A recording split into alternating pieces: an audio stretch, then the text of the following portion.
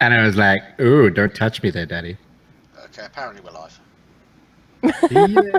What, new dragon man? Okay. When I started, apparently. So Yeah. the dawn has arrived over the Pigeon Roost, which is the name of Mary's B&B. And you guys have returned from the mines the night before with various loot and not very many answers, but a few. Has Farron is recovered from the actually- hangover? Baron has recovered and is actually the first down to breakfast as Mary begins dishing it out, prepping it. Again, it's a rather large buffet. This time, less goat. You guys have gone through a lot of the giant goat. There's some questionable wolf jerky that's not probably had enough time to properly cure, but she's doing her best with what she has. There's some fresh vegetables from Cecil's garden, which Mary went out to tend, since he's still recovering in bed upstairs from his fatal collide with the wall. Or near fatal, I should say, collide with the wall. Rocco, you wake up feeling surprisingly less stiff than the night before. That's what you think.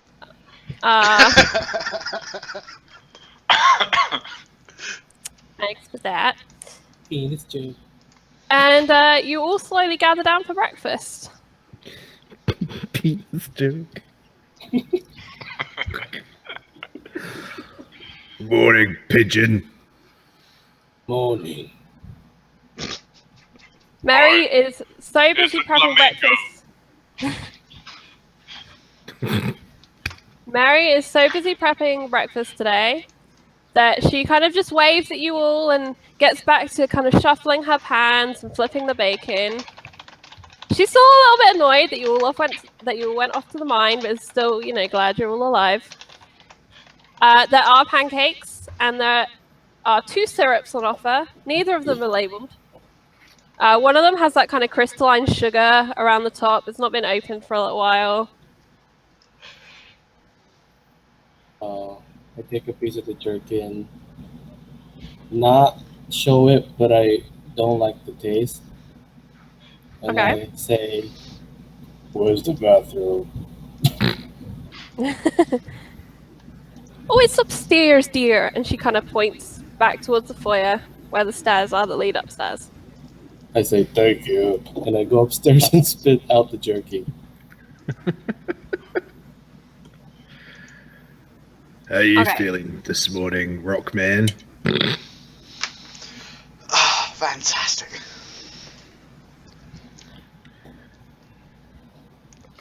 Good. Feeling if.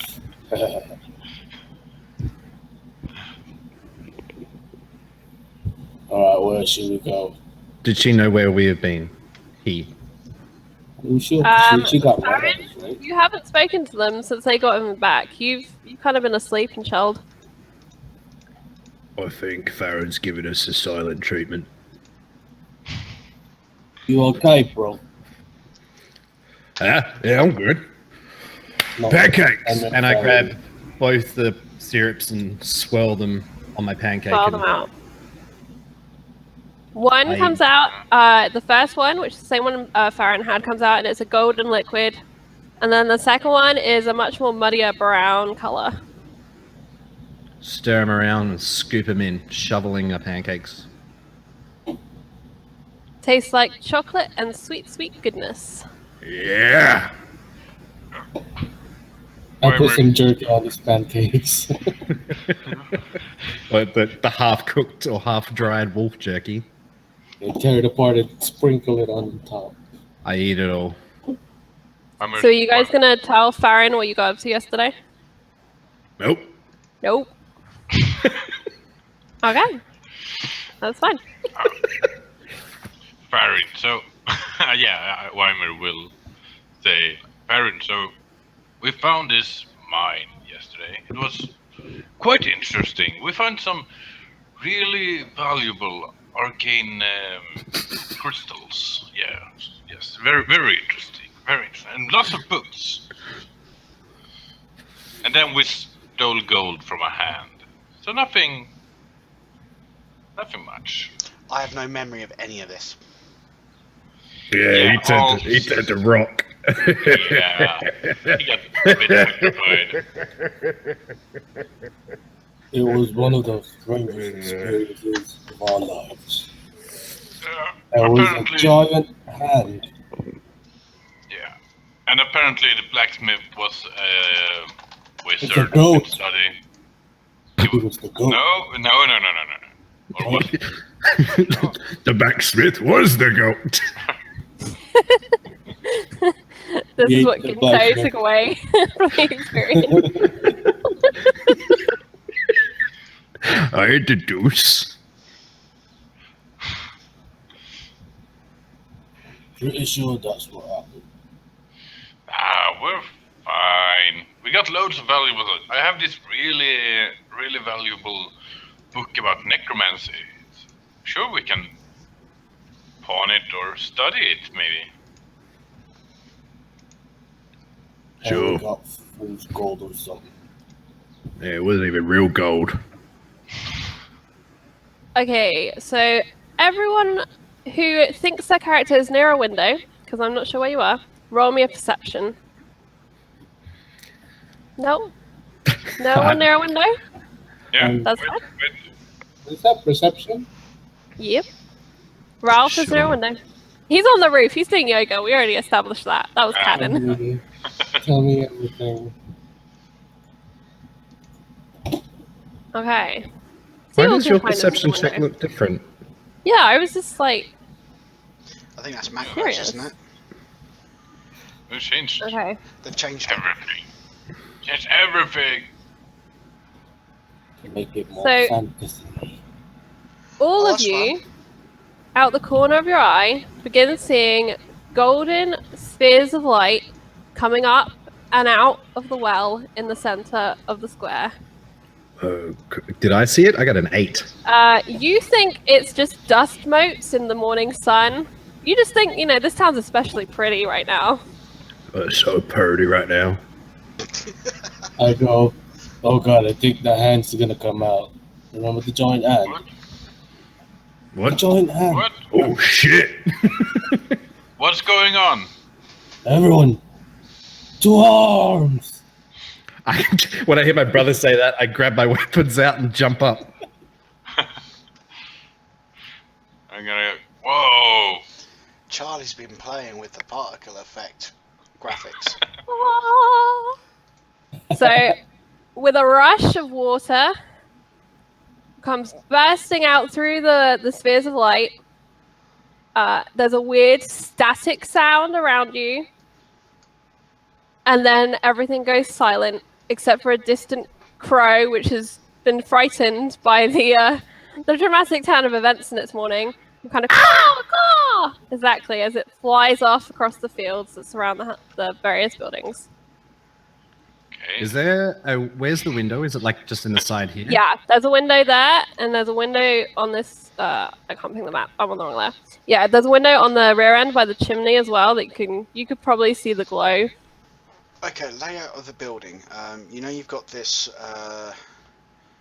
Okay, so bit here. here. Oh, Is there a Okay, window here's there on the the second foyer. floor? That's the on the door. second floor here. No, this is the lower floor. This little entranceway. Yeah, is that only on the ground floor? Because I know there's this Yes, two-story building.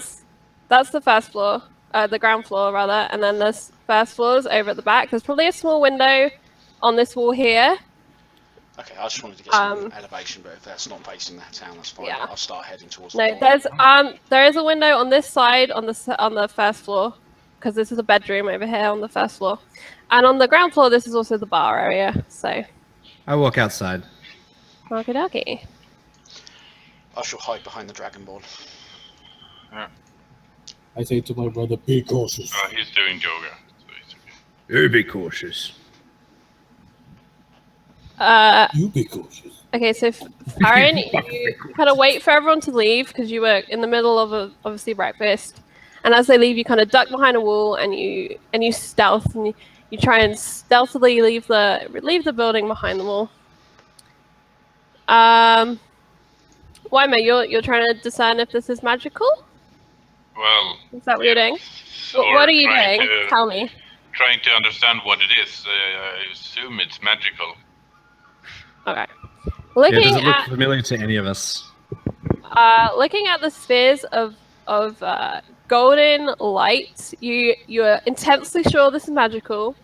You're sure it's not a fire spell, which you're quite familiar with fire spells. Yes.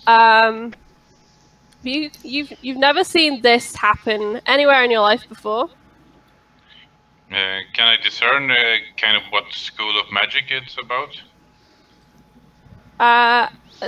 Well, you can tell it's magical. You can't tell what school of magic it is at this Okay. distance.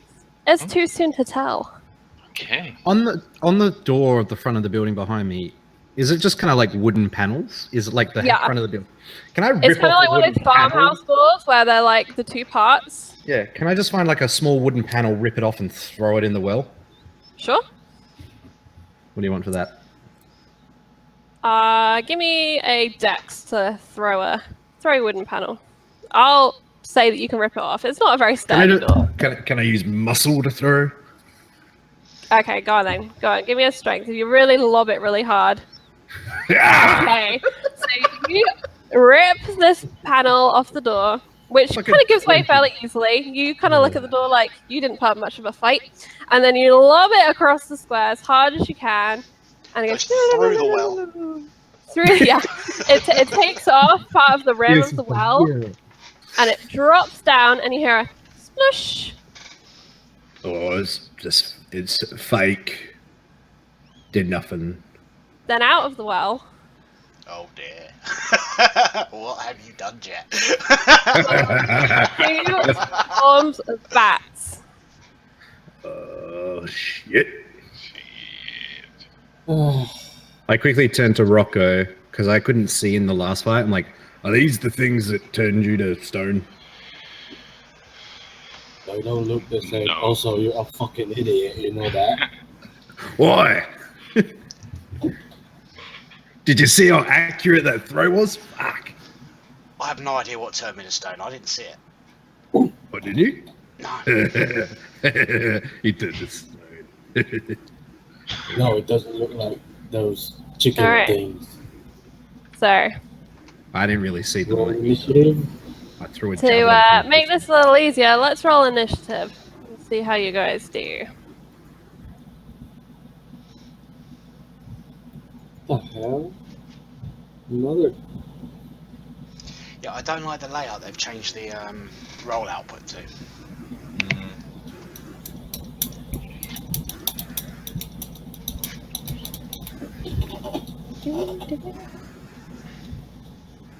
I Okay. just quit in objection. So Oh my god! How do you get those initiatives? apparently the bats rolled really well. Yeah. There we go. So the bats, they are literally just scared by the descending of rock, Are the you sure explosion it's of water. sorted? It's sorted on my screen. I'll My read it. screen- Well, mine isn't. There we go. Mine is. There Yeah. we go. No worries. It was sorted on my screen. I don't know why it didn't. No, it was sorted on Fentonbot's screen as well, but for some reason it didn't do everybody's.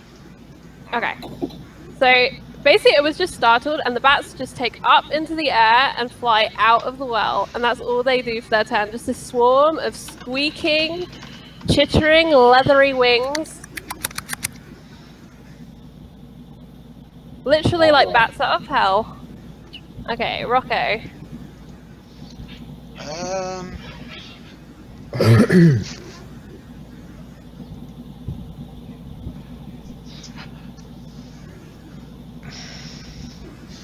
Okay, I'm going to spend my bonus action to visibly slip the coin into Moko's belt pouch Wait. Okay. to inspire him. And then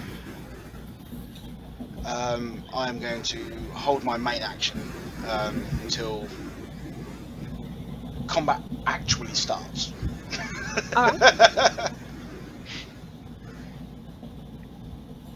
And you're going to cast a spell or attack when that happens. Yeah. Okay, that's fine. Most likely it'll be casting spells, but Okay, just so I know roughly what you're going to do. Okay, so the next swarm of bats, the second swarm of bats that came out, does the same as the first swarm. They're just panicked. They're just fleeing the well at the moment, and they're just going to take up and fly. I'm on the wrong layer. Sorry, guys. Rookie GM. And they're just going to take off and fly in this kind of way.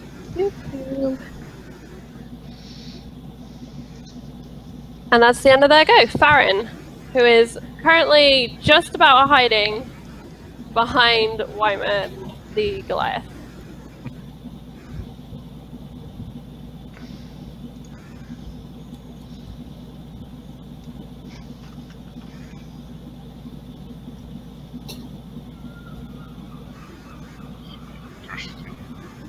The bats make the sounds of a seagull. They do. It's spooky. Okay. oh, was that So me? Farron's moving up forwards through the party. And yeah, we can hear your seagulls. That's all good. We like it. And you're going to lob a dagger at which one? Can you ping the map? Just hold down your mouse on the bats. Yep.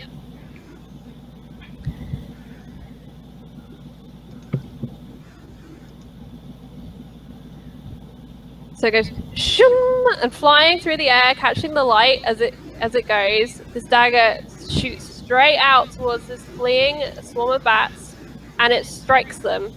And you see 2 bats just fall dead, just skewered on this dagger to the ground. 5 points. What they ever do to you? They were scared. Is that what you're doing? By Moko. Yeah, by this fucking idiot. Hey, I did nothing. Fuck off. You threw a door at them. I didn't throw a door. I threw a panel of wood at the magic effect. Okay. So you throw your second one. You just don't get proficiency on a second, right? You Is that don't right, get, Mom? no, you don't get the ability modifier to the damage. Okay. So just start again, just as you normally would, and I'll just take it off. Take it off. So that's another 2 points of damage? Yeah. Yeah. So again, your second dagger goes flying through the air, and you catch another one and just like shave off its wing, and this half bat just flops on the floor, flailing. Poor bat. And you kind of see the swarm trying to dive and trying to dodge. There's not much they can do. They're just trying to get back to Barovia. Farron, you're so cruel. Killing all the Ginto. vampires. Yeah, Ginto looks at Farron and goes, "What the hell's wrong with you? You're not doing anything." And I hold my turn until action starts, until someone attacks, until one of the bat. Until the swarm- bats attack you? Yeah. Okay. My sword is ready though, so.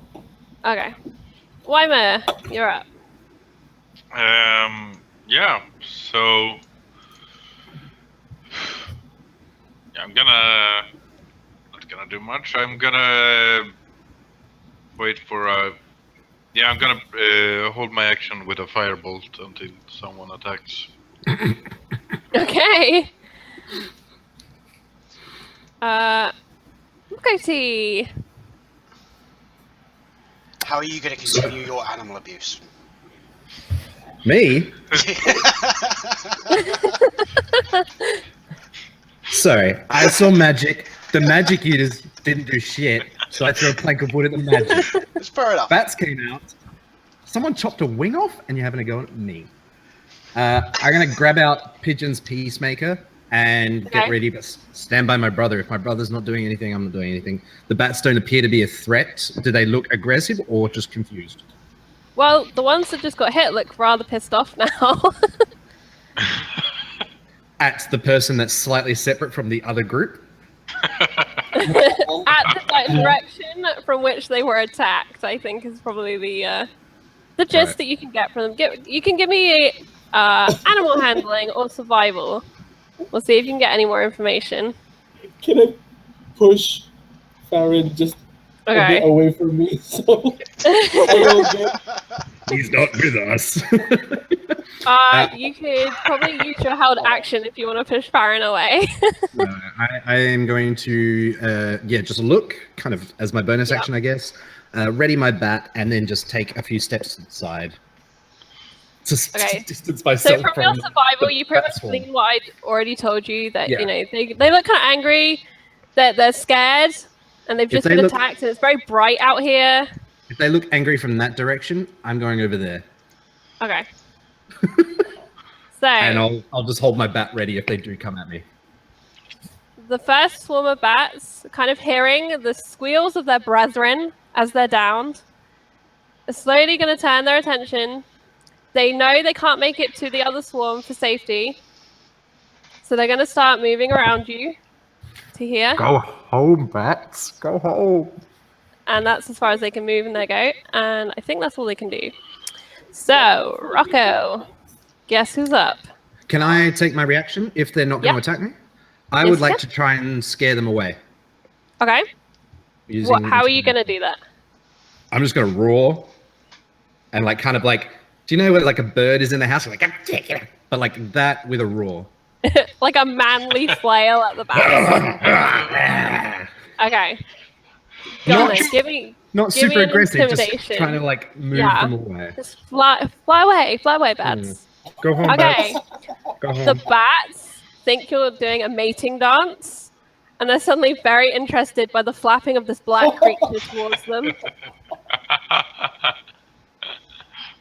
Oh, But, no. they're still a little bit wary. They're still not going to move any closer as a reaction to your They become flapping. like horny little minions. All right. Okay, I'm going Okay. to.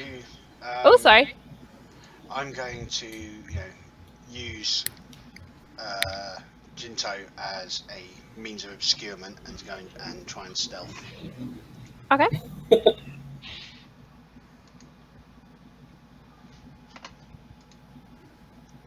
You hide behind the golden dragonborn. And then I'm going to move into the crevice over here. Okay. Farron, I've seen that. I will address that on your go in a mo. Right. So the injured swarm. I'm just gonna make sure they can make this distance. I'm sure they can. Yes, they can. I'm just gonna swarm in the direction that they were attacked from, and it happens to land on Farron as the nearest and dearest enemy. Sorry, wrong screen. Right, this one. And they're going to bear down their little teethies and nom nom nom nom nom. Don't make it sound cute that you're attacking. So that's a 13. And the dragon just bites your face off. Just bite your face off. I hold my action for that. Well, this was my trick. Yep. I think Ginto also held their action for an attack. Yeah. So you can both have your actions, but Farron, you can go first. Yeah. Does that hit a 13 against your AC? No, it does not. So basically, they just kind of chomp down on a leathery part of your armor, and it doesn't do much damage to you. And that's the end of their go. Right, Farron, you're up. Hmm? Oh no, sorry, you were going to do reactions. Yeah. Go ahead. Reactions. Bang. No, I miss. The mighty heroes can't kill fucking bats. The fireball goes streaming off, and it just creates this this firework trail through the spheres of golden light. Yeah. Ginto. I move Your reaction? closer Yep. and I attack. Okay.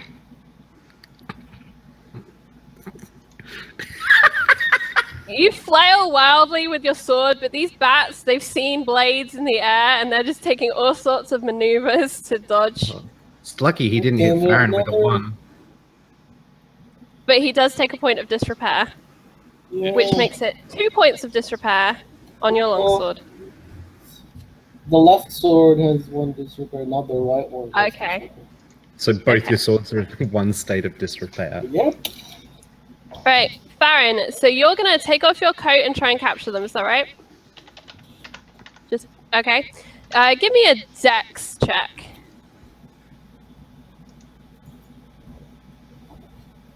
Okay, so you whip off your cloak and just kind of swirl, but the bats are moving so fast and furiously that you just can't. The one on the floor with its 1 wing is going.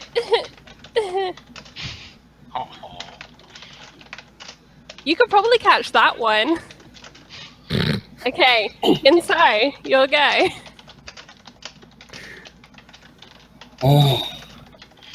Okay, sorry. Did you want to move your use your movement, Jess, to go up to the missing one?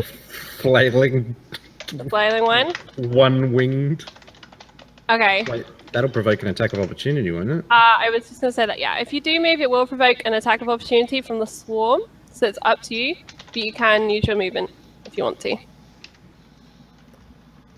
Save the bats. Save the bats. They are an endangered species. Okay. So, the swarm is going to make a bite attack. That's a 19 to hit, which I think does hit, if I remember right. Yes, it does. So you take 1 point of damage from a particularly aggressive bat as you move past them. You scoot down and you pick up 1 wing, and he kind of as much as he can. But I mean, he has 1 wing and he's bleeding, so he's he can't really menace you too much. That was so cute.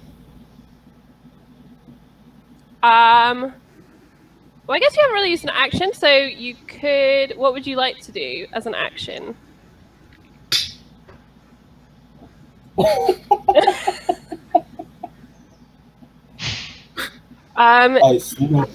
you like to try and heal the bat? I'm guessing you probably would. Put it out of its misery. Give me, I guess. Let's make this medicine. Let's make this medicine. Give me a medicine check. It can't fly anymore. I would say animal handling, but you've got it. Okay, so you're looking at this bat, and it's bleeding. It's got 1 wing. It's angry.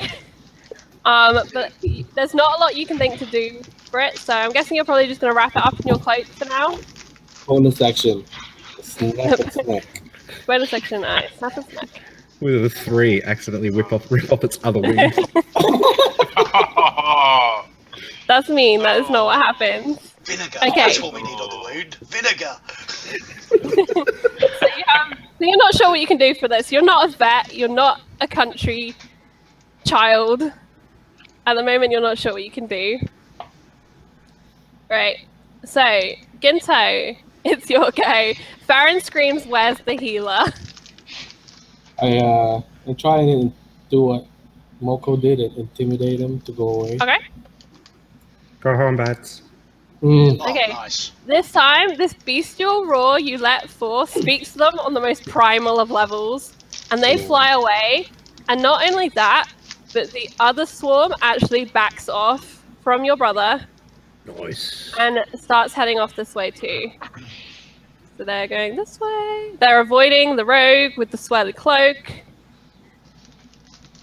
Okay. Is there anything else you'd like to do?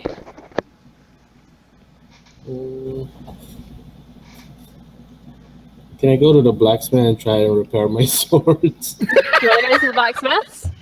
Well, you can start moving that way. Yeah, I just casually walk to where the blacksmith is.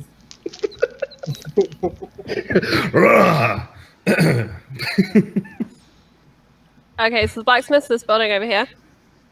What's the movement speed? 30. Go on, walk through the magical light. Yeah. Go on. I'm just gonna go casually. Right, this swarm has gone away. Let's just... Oof, it's gone. Okay. Yeah. So, yeah. I just Alright, so casually, you're after roaring, moving and then, around the well. and then I walk to the blacksmith to try and repair my swords because I know they're Okay. starting to have wear and tear. Alright. Why me? I'm gonna yell off to the bat. Yeah, you better run. And then I'm gonna move forward towards the orbs in the middle and inspect them a bit.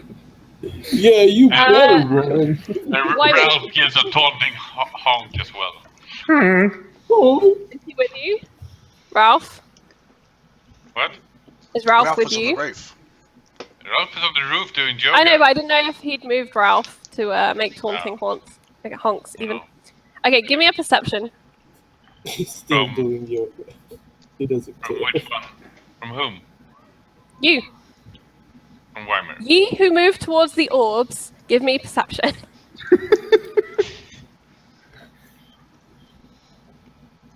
To our second. Rolling like champs Wisdom is tonight. not my thing. What did you get? Because I'm not on that screen right now. 7. 7. Okay. I can't see the orbs for all the light. No, you can see the orbs, and they're just dazzling. Yeah. As you get closer, the brighter they become. But you think you hear something. But that's about all you can discern. You're so dazzled. There's the sound of bats flying away. You can't make out much more than that.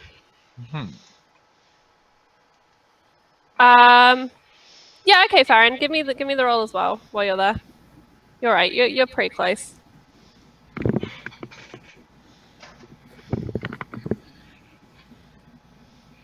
Okay, you're pretty much in the same boat. You just see these dazzling orbs. A couple of motes are kind of floating out towards you, and you're kind of watching them.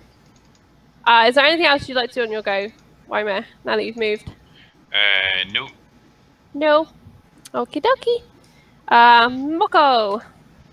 Alright, I'm gonna move towards my brother. So tempted to push Weimer into the globes as I walk past. Okay. But I'll go to there. I'm roughly the same distance. I'm not going out of my way, but would I hear whatever it is that they kind of Give me a heard? perception. Let's see if you hear or see anything. It's more, like I said, I'm not kind of listening for it. Yeah, you're It's not just- actively. That's fine. Yeah. Just give me a roll.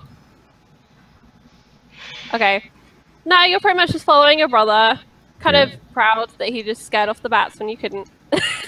I see I my got brother and it's like, oh, hey, man. Hello.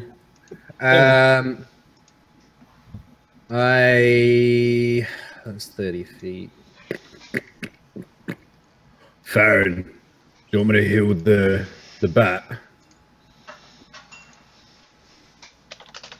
And I put out my hands for the bat. Throw it in.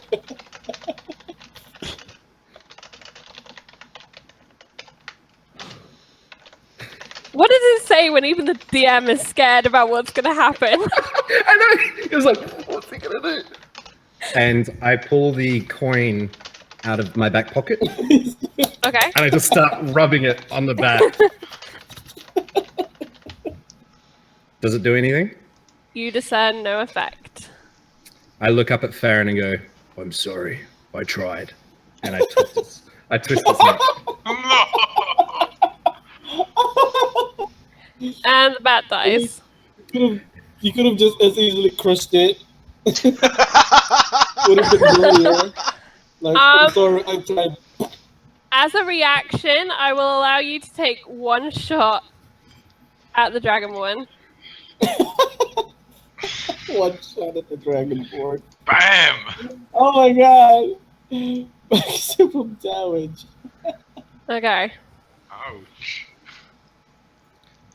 Sneak attack as well, right? How's that sneaking? No, it's not sneaking. Okay, so just outraged by the stab death me? of one wing, reaches out and stabs you with the rapier. I saw that and Look at my brother and I laugh. As this happens, I look Farron square in the eyes and say, "You ever stab me again, I'll break your neck." okay. I'm scared. As this happens, 2 more swarms of bats come flying up out of the well.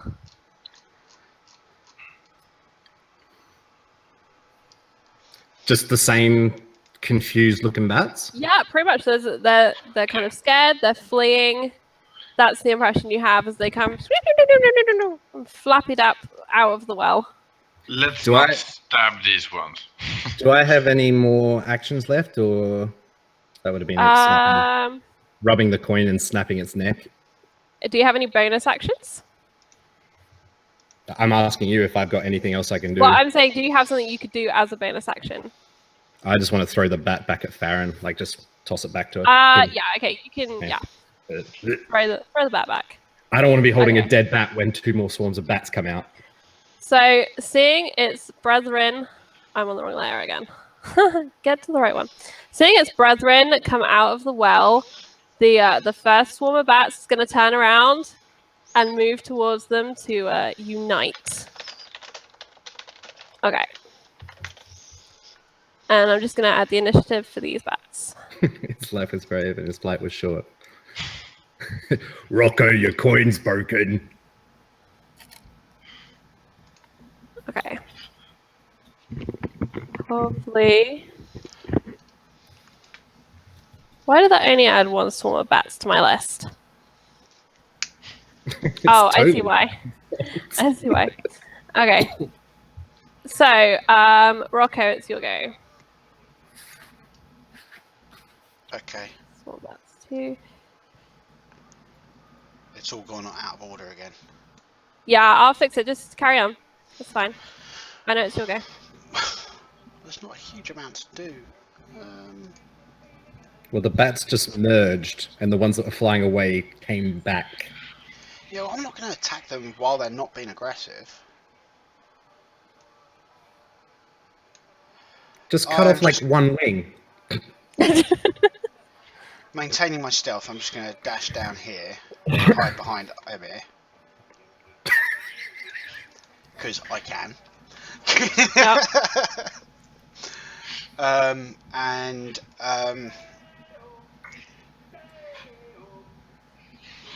Okay, someone's got randomly loud music outside. I better close my windows. That's quite funny.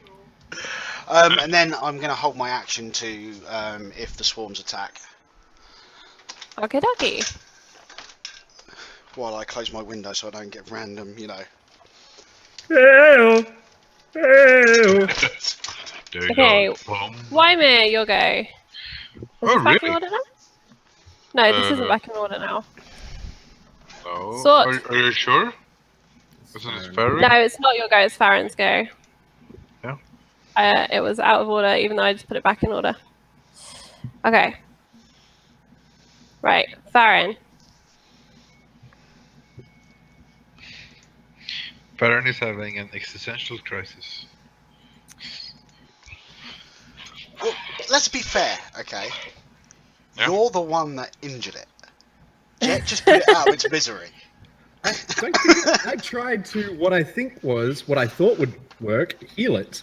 I legitimately tried, because last time that coin got rubbed on me, I healed. Yeah, so it's Rocco's Alright. fault as well.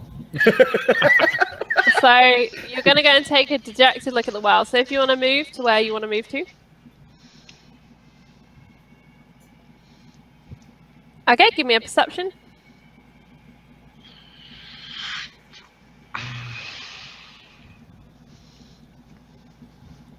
Okay, so the orbs just can dance around you. They don't seem to have any effect on you. And you approach the well. You're pretty much just focusing on the tiny creature's corpse that's in your hands. Or in your cloak. I'm not sure how you're holding it. Little one wing. Farron Who Batslayer. on closer inspection does look a tiny bit rabid, but still cute. Rabbit. See?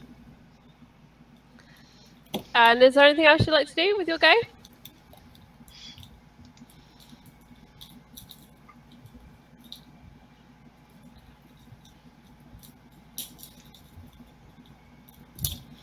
Oh, I've done so little since combat started. Yeah. Farron's the only one that's done damage, and he did more damage to me.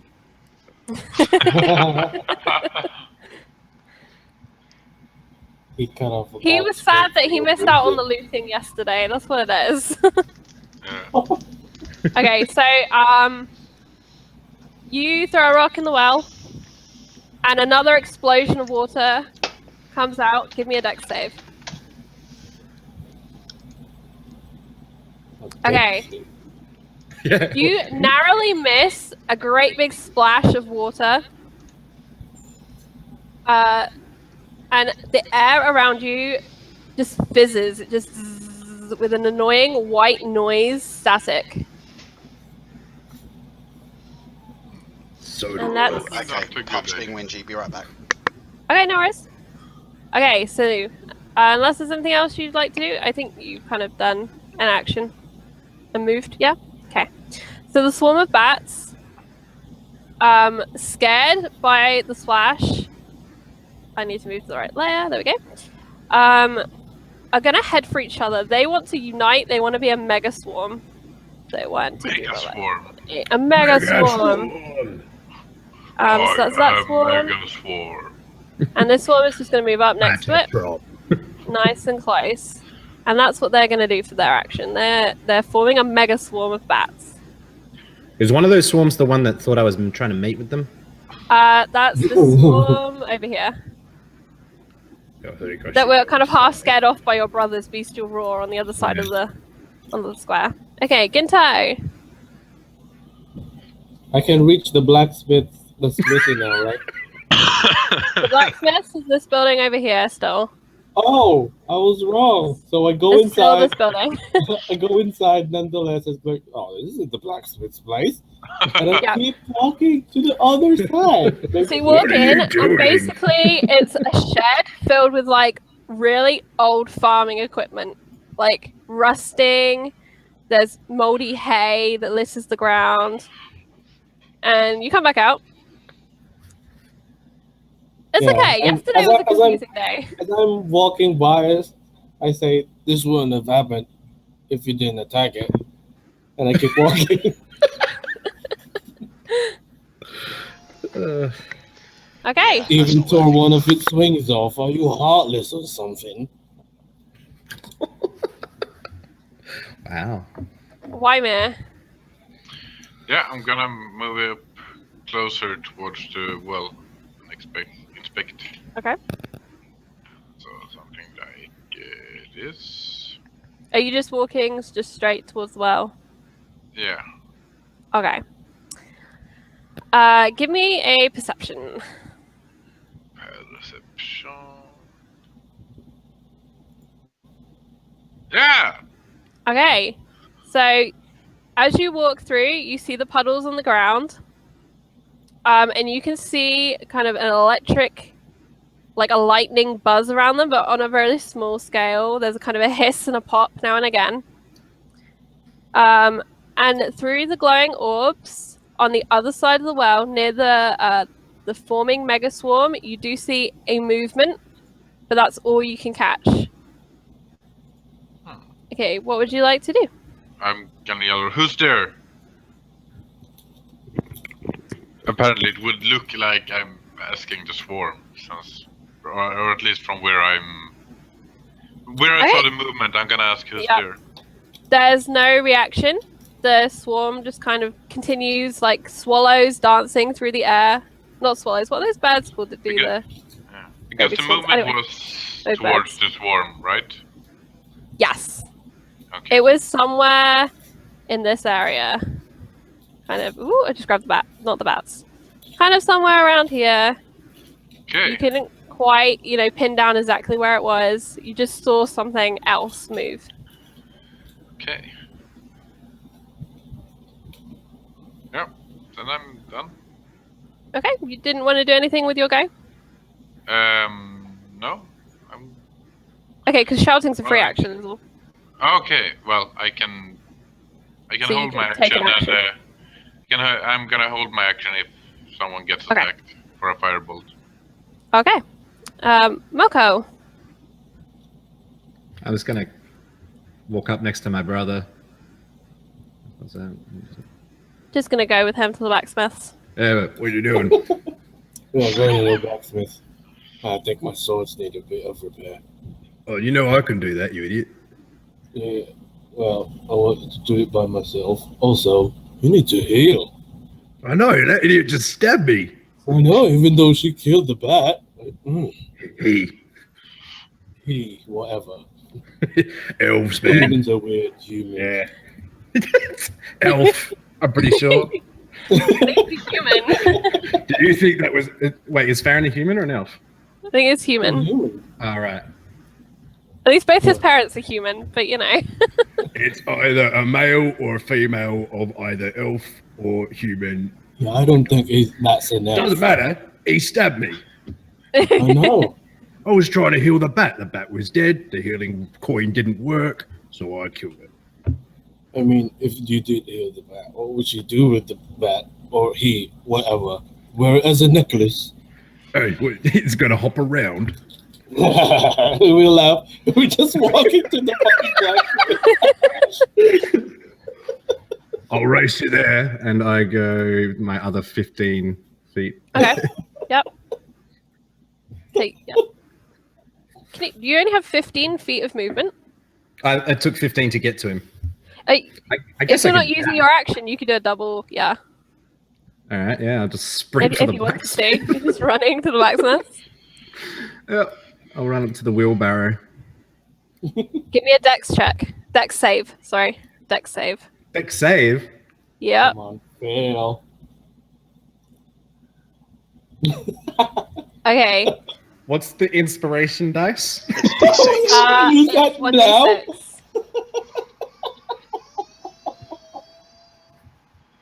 11.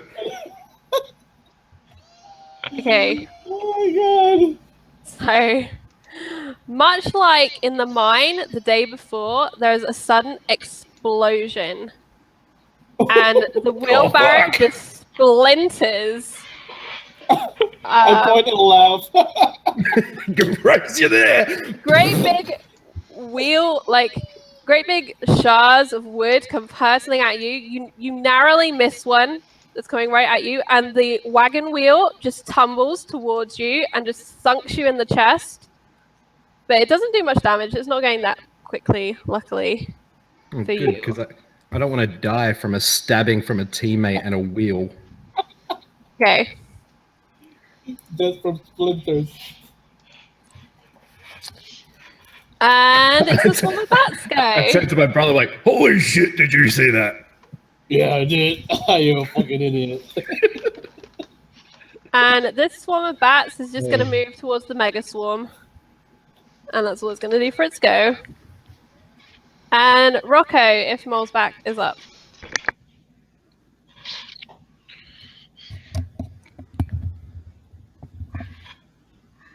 It's okay, Jess. Team stabbings happen all the time.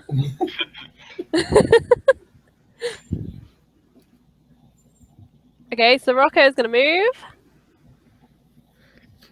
move. Would you like to give me a perception check, Rocco, because you're moving into that area?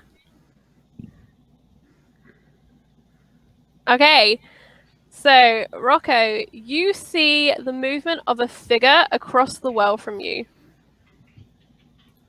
It's a humanoid figure, and it's definitely not part of the bat swarm.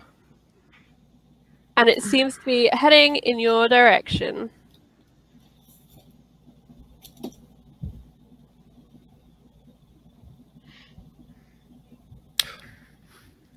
Oh, for future reference, I have advantage on dexterity saving throws against traps Okay.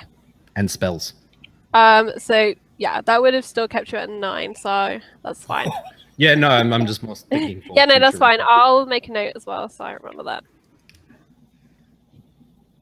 Danger sense. Danger. Right into the... So Rocco, what would you like to do? Danger zone. Now that you have that information.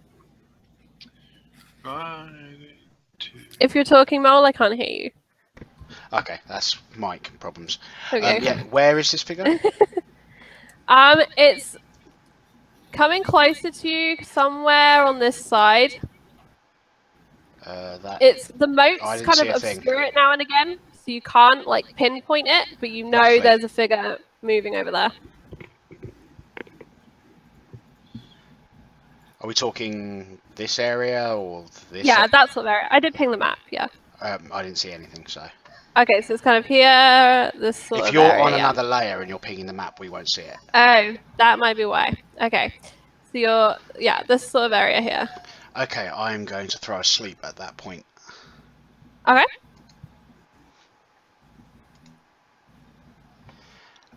Starting with basically lowest hit points in a 20-foot radius. Things are just going to start falling asleep. Okay. You start with the lowest hit points and move up. And it's at that point, Yeah. 20-foot radius of about. Where did you say? About here? Yeah, that's about right. Yeah. So it will get. There's two. The first two swarms, not the third one. And it's things of 22 hit points or lower. No. Basically, what you do is you start off with the thing which has got the lowest hit points. Okay. Okay. If it has less than 22, it all falls asleep, and then you can move on to the next highest one, and you subtract it from the 22. So I'll get a maximum of 22 hit points in total worth of creatures. Okay, you make one of the swarms fall asleep. Okay. Whole I swarm. will add one swarm just drops to the ground. That's how So you do it. What did you sing to make them fall asleep? We'll do this one for now. I don't sing. That can be the little sleep token. He's Oh, not yeah. a singing bard. I was a singing bird. I cast a spell. Cast a spell. I can't see or hear this. So weird. I can hear all of you. I've restarted several times, but I can't see or hear more. That's weird. Okay, so one of the swarms falls asleep, just drops straight on down. Any bonus actions, Mel? No, but I'm going to be actively trying to keep track of this figure roughly. Okay. We lost to Joma. Give me one more perception, so you can do like one more check to see if you can see where he's gone, or the figure's gone, I should say. Okay. So you get the idea that the figure is probably about here presently. Okay. You see his little shadowy form. Okay, cool. Okay. Okay. So next up is Farron.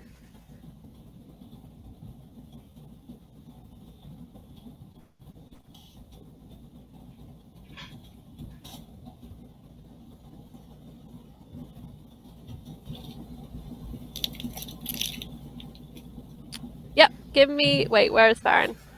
Yeah, you can take a look. You can probably see from there.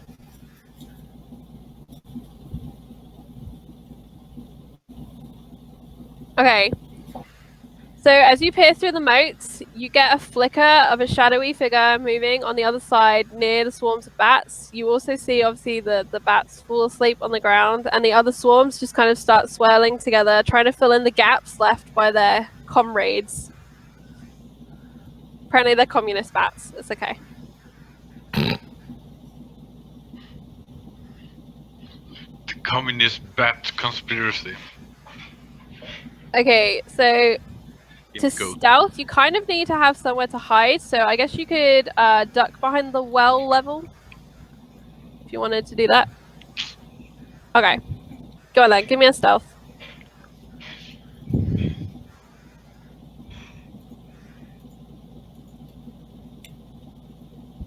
Okay, noted.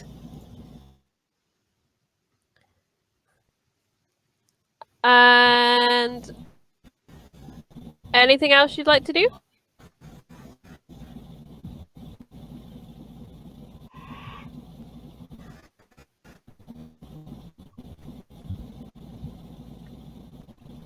Okay.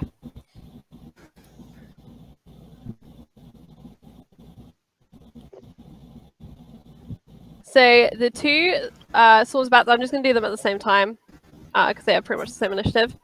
Are going to move up towards the well, swirling with the motes as they go. Swirling with the motes.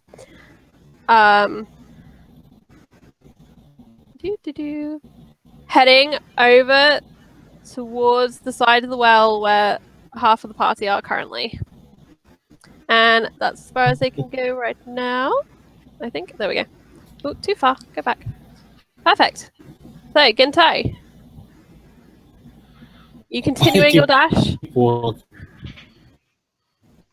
How far can I dash? Joma, you're breaking up. You're a bit robo.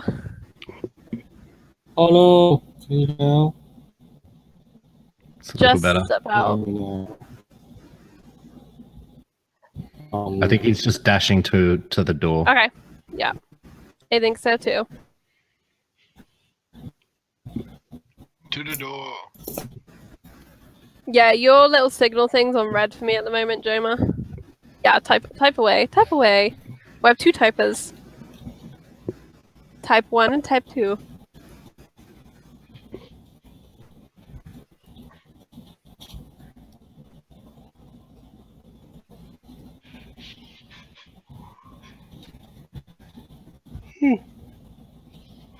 Okay. You can get double your movement. So, is your movement 30 as a Dragonborn? Yeah, so you'd get 60 feet. So you can get right up to the door. Yeah.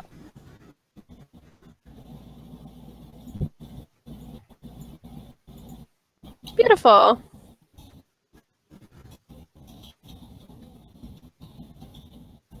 And I restart Roll 20. Okay, Whitemare, you're up. Okay.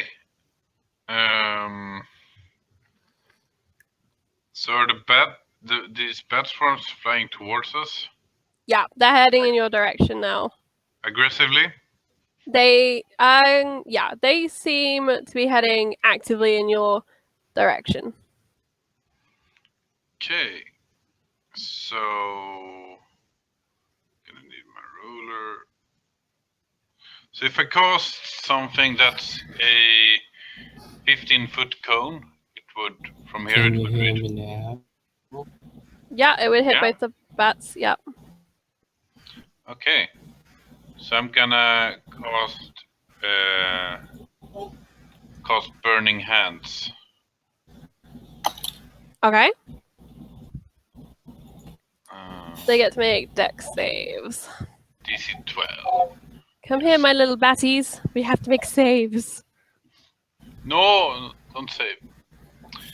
Actually, Okay, that's that one. Yeah, carry on.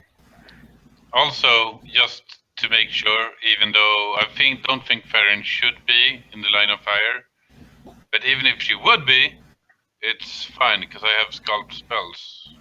I thought it would post anything, but it makes so I can make pockets of safety within the effects of application spells. Okay, so let me just check. I'm on the right. So I can left. cast fireballs and still make pockets of safety for. It's essential my for allies. fire sorcerers. Yeah. Yes. So this group of bats makes it save. It dodges your what's the description? These giant fingertips of fire that come towards it. But the first ones do not make it save, and you scorch half the swarm. Nice. Okay. Just half of them just as they burn in smoldering masses down. A few of them fall in the well. Fire. Milko, Fire. unless you'd like to do anything else, Mama? Nope. Okay. Milko.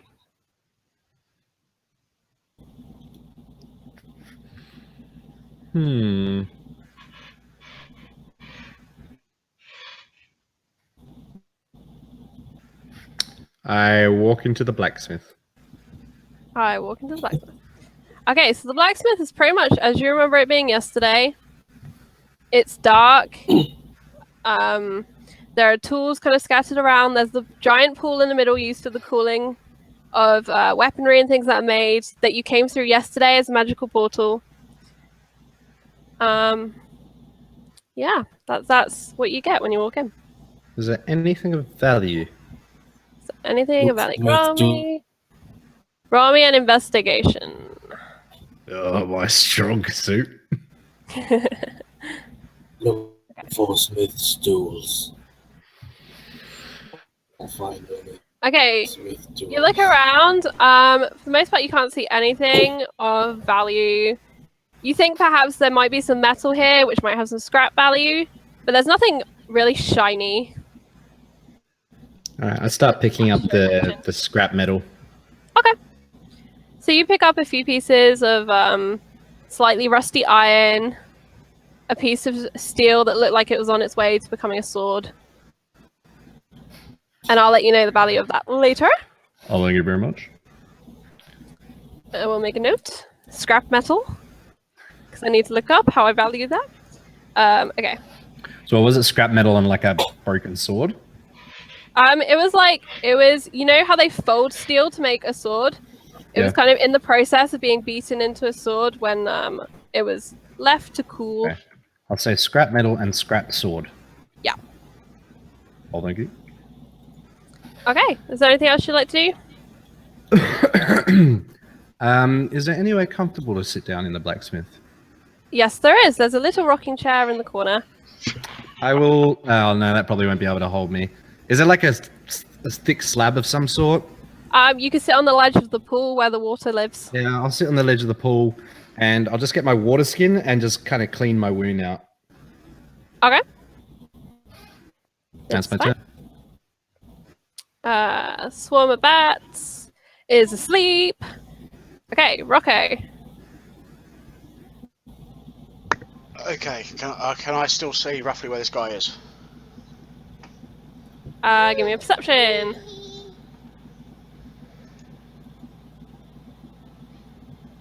Okay, so his last known location to you was, I think I'm on the right layer, here. Am I on the right layer? Yes, I am. Was here. You still think he might be in that area, but there is a rather giant moat in the way, so you can't quite get like a clear view. Okay. I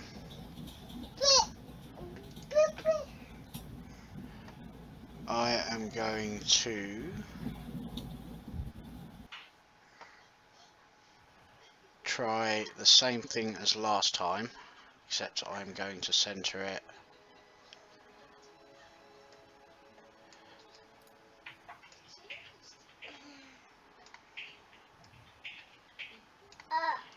up here. So where are you centering it? There.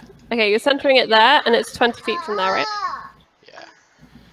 So Alright, so it doesn't quite reach the swarm, but it would end about here, right? yeah. If he's in that area and he has 22 or less hit points, 21 or less hit points, he falls unconscious. Nothing happens. Okay. This swarm of bats, however, is doubly asleep. Wouldn't affect them because they're awake, already unconscious. Yeah. They are good and asleep. One of them snores quietly.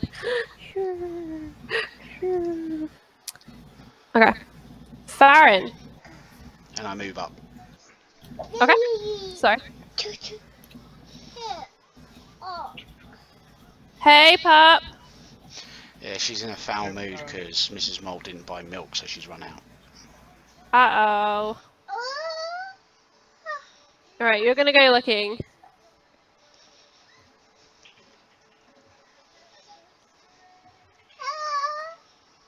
So roll me an investigation and a perception. Give me both. Let's see how you do. Okay. Oh, and you're gonna stealthily look for him. I got it. So as you walk through the moats, are you moving or are you just staying there looking for him? Sorry. Okay, you're hugging the well, skirting round. You pass the bats. You don't want to move that much further because you'll get an attack of opportunity from this one because you move past them. Why isn't my ping working? Oh, I've got the real arm. Yeah, so you'd stay there. just in front of you, in the mists, you see the figure, and he's gets thrown there, of a humanoid, but they don't appear quite healthy. Their skin is a pallid color, and then a moat drifts through your view, and you're temporarily dazzled just by that moat. And the moat continues. What would you like to do? The dazzle doesn't actually have an effect, it's just for dramatic description. You just temporarily lose sight.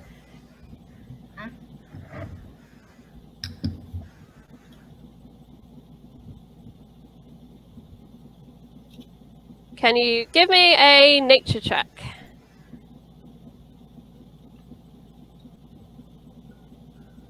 Okay, you can tell he is or was a human at some point, and he has very pale skin, and there is a strange smell coming from him that you're fairly sure is not fresh daisies.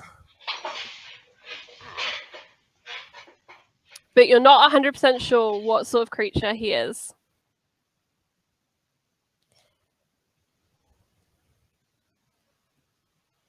What layer am I on now? Okay.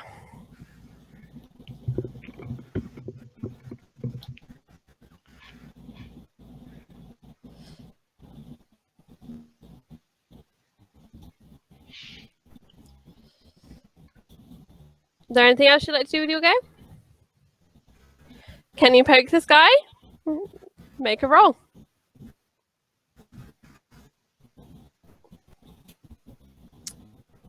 Are you going to attack him? What sort of poke are you doing? Poking with a sword? Poking with a finger?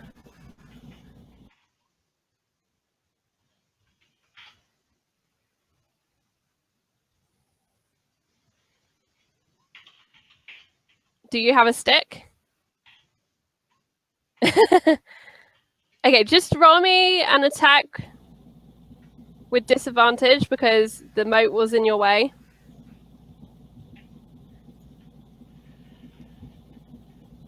So yeah, just roll an attack and we'll take the lower of the two attack numbers and we won't take the damage. Okay, so you reach out with your rapier very gently, not wanting to obviously stab whatever this creature is, and you make contact and there's kind of a fleshy resistance and you have its attention.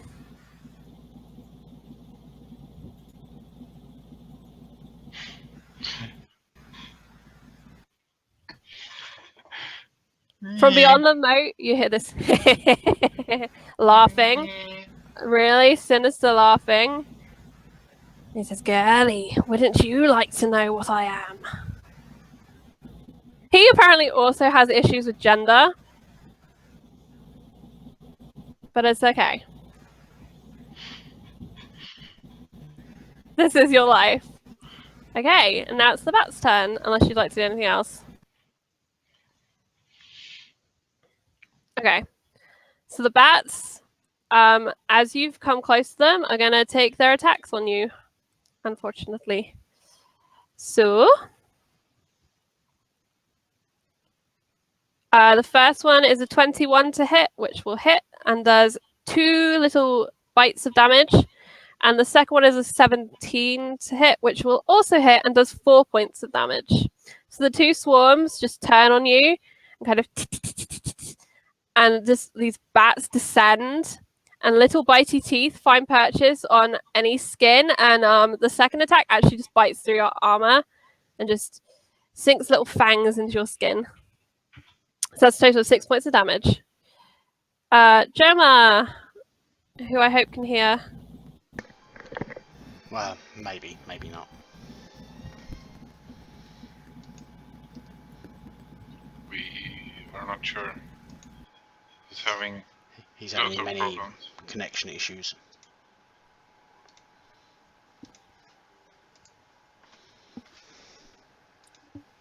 Okay. We'll just give Joma a second. Okay, so from where you're stood, Rocco, you can see like Farron just got savaged by these bats, and the the figure that you've been trying to track through the motes of energy has become very solid, no longer dodging behind motes to hide from you, no longer using whatever skills it has to hide, and you hear its sinister kind of cackle at Farron. Wymer, from where you are, you can also see this figure, not quite as clearly, but he's definitely there. He's definitely solid now, and you also see the bat swell and descend upon your roguey buddy.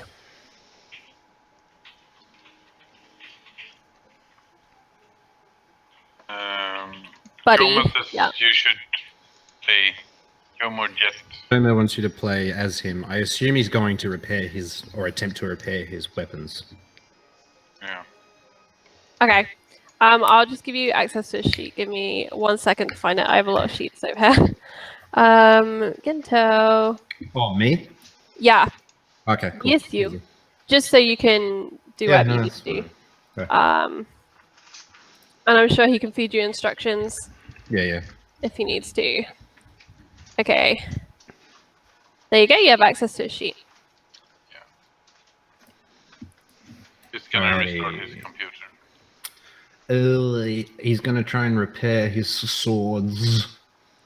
Okay, so that is a d20 plus dex. Okay.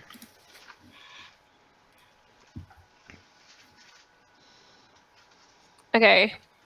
So he takes up the sharpening stone. There's only a tiny dink in both of his swords. He takes up the sharpening stone and he begins to work on the swords.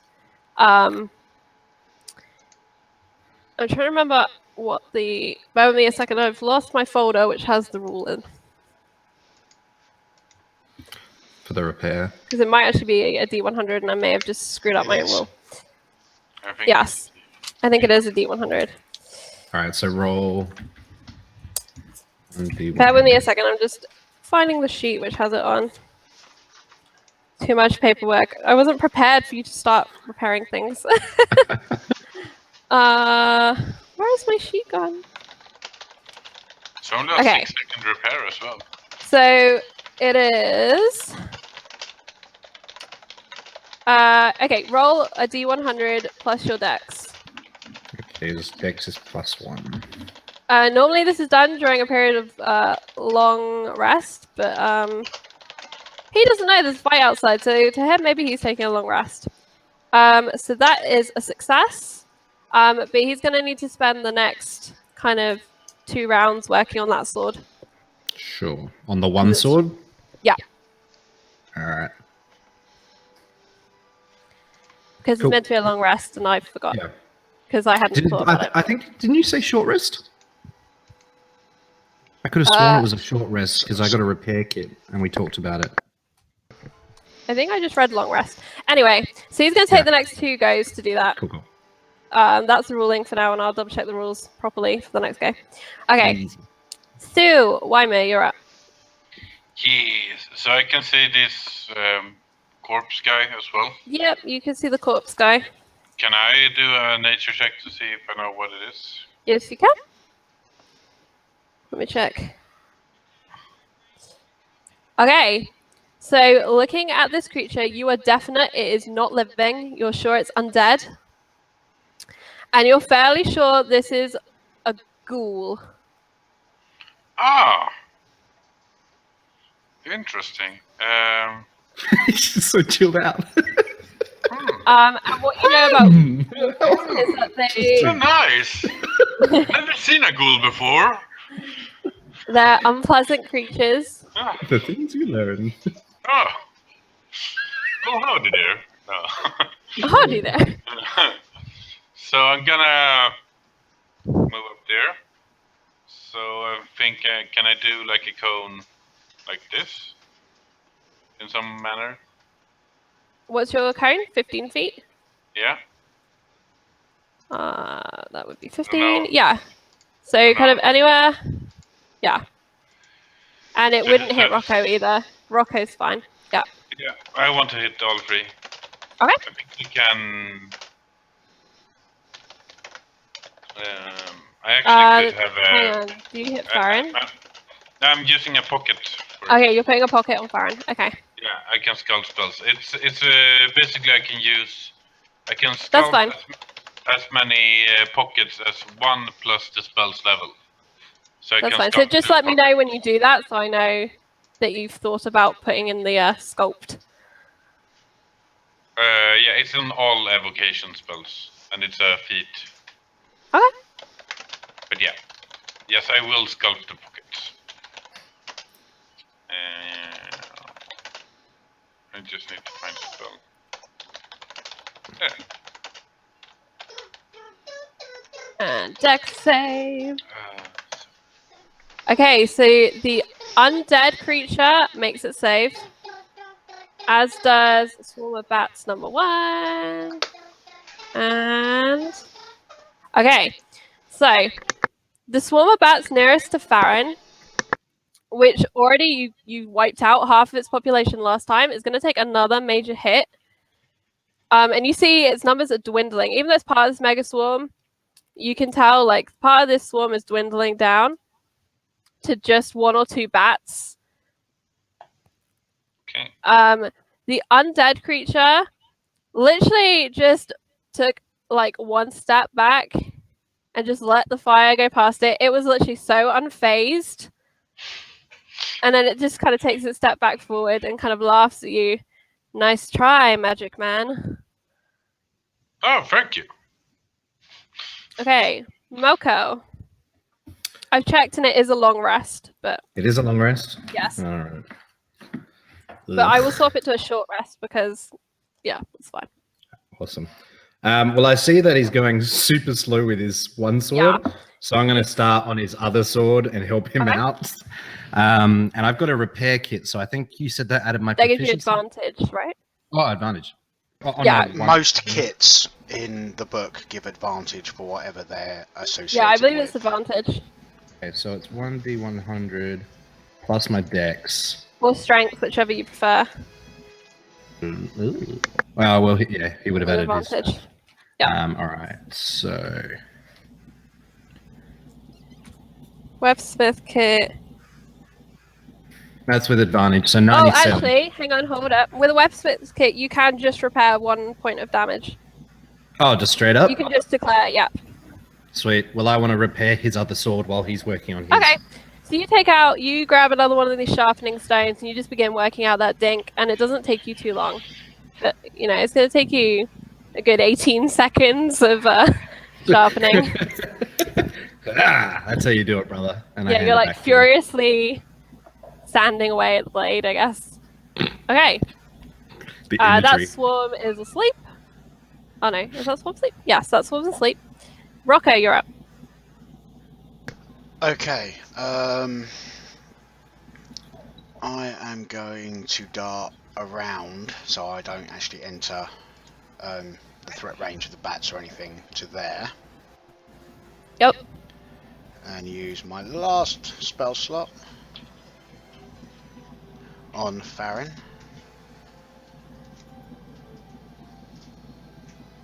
Heal Farron for 9 hit points. Okay.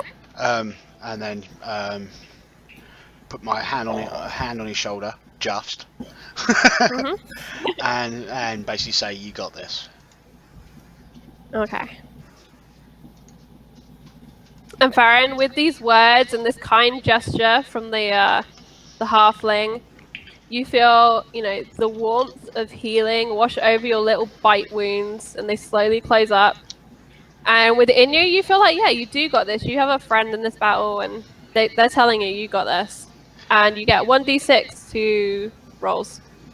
Okay, and I'm going to use the last of my movement. Okay.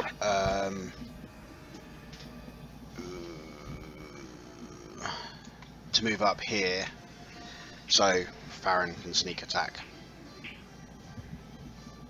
Okay. So they have an awkward magical moat moment, surrounded by glowing spheres of light. And it's the undead dude's turn. Can you hear me now? Yes, I can hear you. Thank God. So the undead dude is just going to literally lurch forward and try and take a bite at Farron. Ooh. Okay. So, That face. Someone just critted. yeah. So, this undead dude is a savagery and it's just so rabid. And just literally mauls your face off. He deals 21 points of damage. Oh my god. Which causes Farron to crumple to the ground. Oh shit. We better get out. We don't know. No one said anything to us. We're just in the blacksmith preparing swords. Last we saw was Farron, bats you were flying just around. inspired. I'll tell you what, Farron, you were just inspired. You were just feeling the get-go. Give me a saving throw, and we'll see if you straight up die or not. If you succeed, I'll say you don't die. Because this is not the way I wanted to kill you. I had plans. This is not the way I wanted to kill you. What are we doing saving throws, or is it because it's a ghoul? Do they do something? It's because I don't want to kill Farron this way. So I'm giving Farron an opportunity to use the inspiration that he just got from Rocco. Isn't he unconscious though? As a life force. As a will to live within them. I'm giving them one death saving throw. To succeed or fail to see if this outright kills them. Wouldn't. A death saving throw. Yeah, he should. But Farron should doesn't- outright be dead. Not fall unconscious? No, it did double the full health. Over double full health. Okay, so that's a success. So using this cancels out the bardic inspiration. So I'm saying that's what gave you the life force to not die. You are unconscious, and you'll need to make more death saving throws. Shit. But Rocco, next to you, you just see this savage beast mauling the face of the once handsome young man who traveled with you. Oh boy. Ooh. Okay. Oh boy. Farron, make a death saving throw, please. Oh boy. And this will be the start of the death saving throw. So you need to make 3 successful ones from this point. To survive. That's a success. That's one success. Okay. So the swarm of bats, seeing that their nearest prey has fallen, I've lost the direction on it, so they're going to move over here towards the giant Goliath that's edging around. Slightly terrified by the rabid beast that they've just witnessed. And the first one is going to make an attack. Swarm of bats. Come on. Bites. That's a 13 to hit. That's a hit. Okay, so that's 3 points of damage from the first swarm. Oh. And the second swarm, that's a 22 to hit. Yeah. And that also does 3 points of damage. Ouch. They felt those fireballs and they were not taking it anymore. Or sorry, the fiery burny fingers, not fireballs. Okay. Ginto. Are my weapons okay now? That's right. You're still repairing your weapon. But outside you hear blood-curdling screams. I hand your repaired sword back to you because I fixed one of yours. Oh, thank you. Because you were taking forever with your other sword. Are they both repaired now? You know, by this time? Do we need, No, is you're that still a working whole- on that. You're still working on the first sword. But you What could do I do? choose not to repair it right now, and you could leave if you Yeah. wish, and come back to it later. Yeah, I'm gonna stop and say, what was that? And I go outside. Yep. And I see Farron down, and I Farron down, and this alien white Yeah. humanoid on top of Farron. I say This- to Moko, yeah, we need to go. Someone's dead. So we dash. There's like no urgency in that. We need to go. We gotta go. Someone's dead. Yeah, someone's Hello. need to go. People are dying or something. I don't know. I'm not gonna get paid this way. Whatever. Yeah, no. So, how using my action and my movement, how close can I get? That would be a total of 60 feet. You can move total of 60 feet. Can I use my bonus action to attack then? Do you have a bonus action attack? I don't know. Can I use I have 2 weapon fighting, so I have 2 swords. Can I use the bonus action to attack then? I don't know. Is that possible? I don't know. Mole, is there an official rule about that? The only ways that you get bonus attacks for bonus actions for attacks is 2 weapon fighting, pole arm master, cleave. Oh, but they I all have 2 involve you weapon fighting. attacking. They all involve you attacking with your main action. Yeah, I have a 2. Right. Oh, Okay, so I can't. You have to lead with an attack.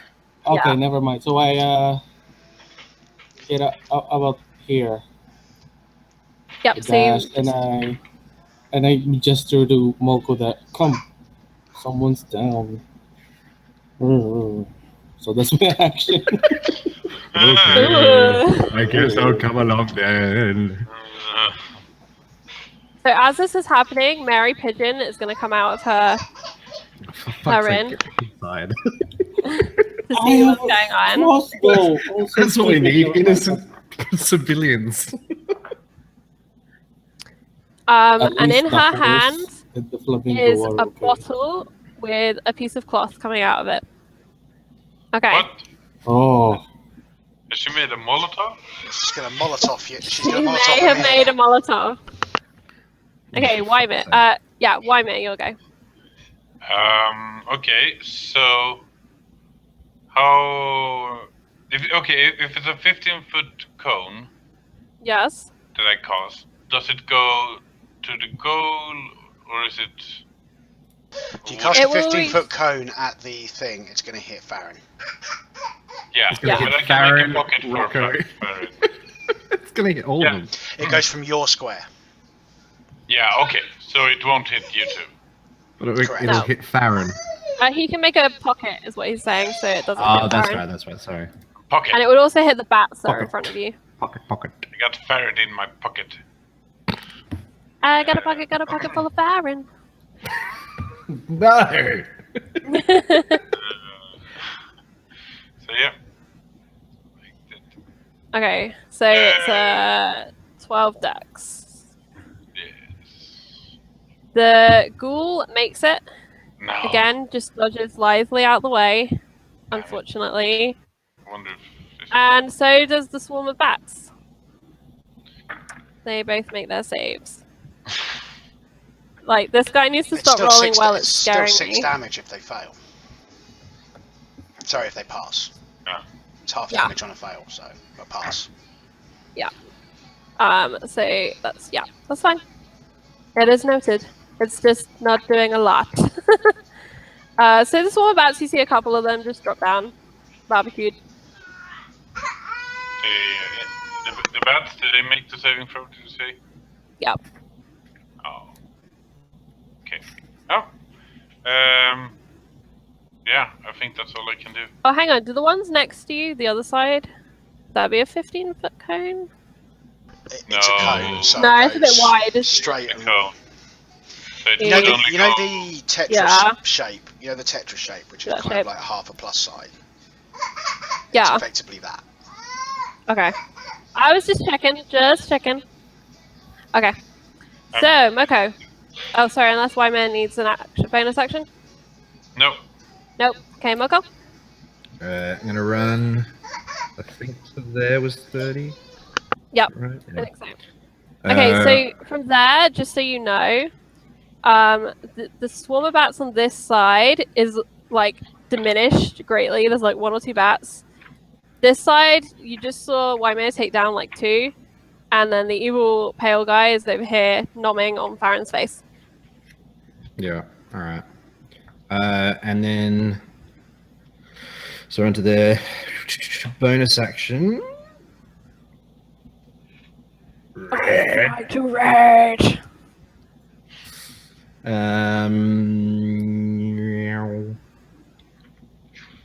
And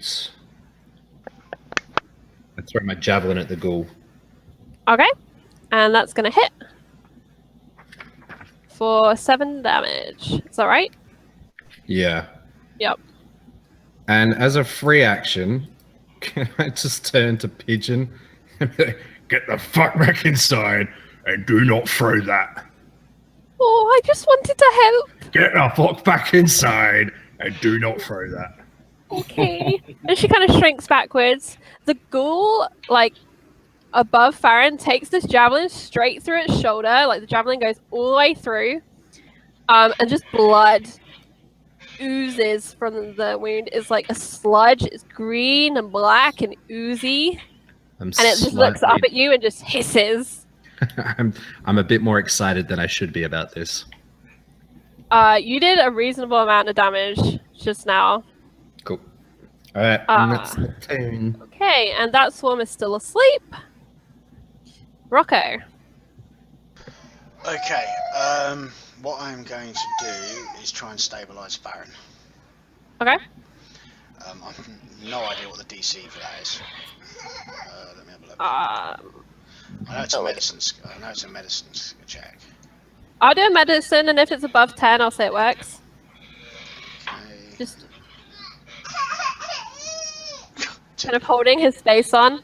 Okay, so you manage to kind of move Farron a tiny bit away to see the wounds, and you can tell these are really terrible wounds. Do you get any bonuses to make that advantage for any reason? No, I'd need Nope. a medicine kit for that. Okay. I just wanted to check. I didn't know if there was anything bardy that could help. Oh no, it's already higher than it. I've already got a higher skill because of jack of all trades, but that's it. Okay, that's fine. I'm just double checking. Okay, so you managed to kind of start piecing the beautiful face back together and kind of just holding it. Farron doesn't seem to kind of come to or stabilize in any way, but you're doing your best to help. Yeah. Is there anything else you'd like to do? That was your bonus action? I don't have any potions, do I? No, it doesn't matter. I'll take a full action to feed it. No, I've got nothing I can do. Okay. And it's the ghoul's turn. So Ted like hisses in pain and kind of locks eyes with the black dragonborn across the square. I like you. He kind of appreciatively nods and then turns his attention to the golden dragonborn beside him. And he's gonna make an attack. Hang on. Which one of these is less brutal? I'm scared. He's pretty. Okay. He's pretty. And with claws, he launches at you, and that's an 11. Misses. Misses. So he just like launches at you savagely, but he kind of overshoots. He isn't prepared for your scales and your armor, and he just in a manly way. I'm the most monstrous ever. Don't start with me. Sounds like a pony. Okay, Farron. Serious business, guys. Saving check. That's saving roll, please. You've had 1 success so far. Just 2 more to go. What do you on, have to roll Farron. to succeed? Is it your constitution or is it 10 or? No, there's a death saving throw, right? It's a death saving throw, so it's whatever your saving throw is listed as under your That's a success. So that's 2 successes. Huzzah! Where does it say this? I think it's usually Constitution or Wisdom, that sort of thing, I think. Right. Hang on, what does it say? I don't think you get bonuses on death saving throws. Do you not? I thought it was linked to something. No. I don't Maybe think you not. get them Okay. at all. I've not actually looked at the mechanics, I've just always had a sheet that does it for me. So, let me just double check your sheet real quick. Farron.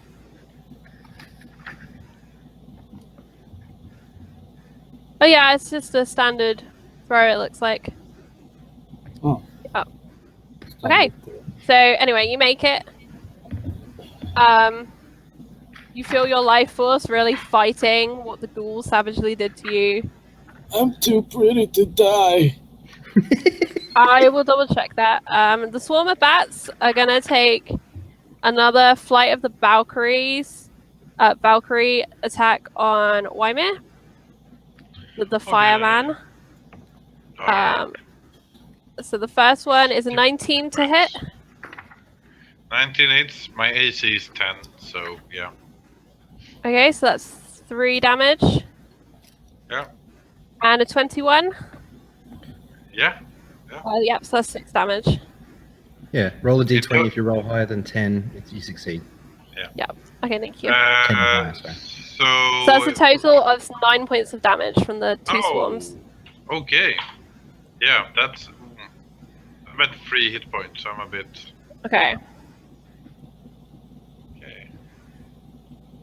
Do you have any explode spells? Can I kill them yet? Okay, Ginto, you're up. Alright. Gonna attack. Okay. With my right sword. Fuck me! So the right sword, there's just a dink as it strikes the ground beneath the nimble-footed ghoul. Is that the one I just Left fixed? And the left does hit. And Action you just surge! Action surge! you cleave Fire into him. blast! Can you do that? Action, if I have action surge. Okay, then It's do a it. bonus action. And I can Nice. hit the bat on the right of what's his name? Wymir? Yep. It's Yeah. Okay. sleeping. No, the one next to you? This No. one here. Yeah. You're gonna move around it. Ah. Yeah. Yeah, you can shift Well, around it's and attack that one. I'm gonna And you'll have advantage as well. use fire breath. So you're gonna move it there. Oh, yeah. Okay. What? So let's see. Oh, wait. Dex. It's not gonna hit you. It's a 15. Okay. Okay, so Wait, what? What? Wait, so this what? current, guys, shh, try to describe something dramatic here. This current of fiery death comes from the opposite direction than the bats have been expecting, and they, like, you see wings catch fire. They're now flaming Valkyries of doom, and they take 7 points of damage. And there's literally probably about half a swarm left of these bats. But the ghoul takes it full on in the face. He just melts before you into a fatty, undead mess of a puddle and collapses. Can I step on the head and crush it? Yes, you can. Step So on for it. dramatic flair, you step on its head and it just explodes in this green toxic waste. And I roar. Nice.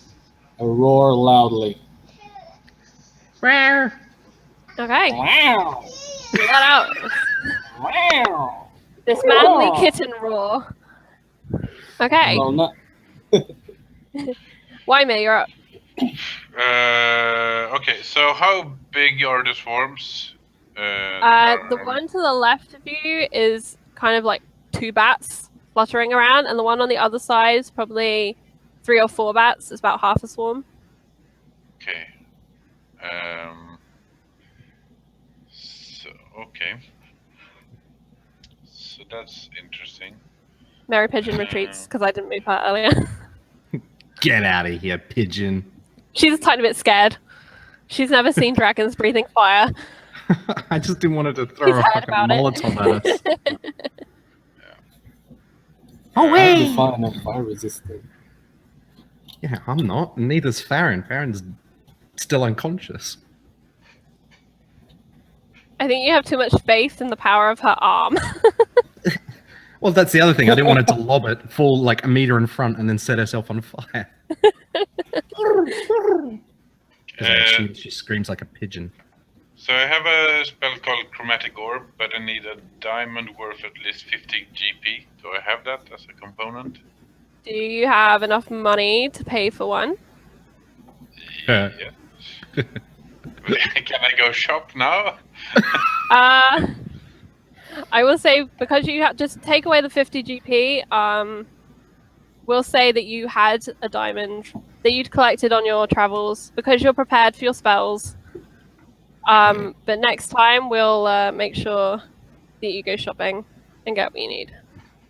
Yeah, that's because it's a new spell as well. Oh, okay. But yeah. Anyhow, I'm gonna throw that now then. Okay. And I'm gonna make it a fire. Because that seems to work. Yes! Hey. And I put Very it nice. at the big one, of course. So amidst these motes of energy that already surround you comes a new pulsing one, and it grows and it grows, and it just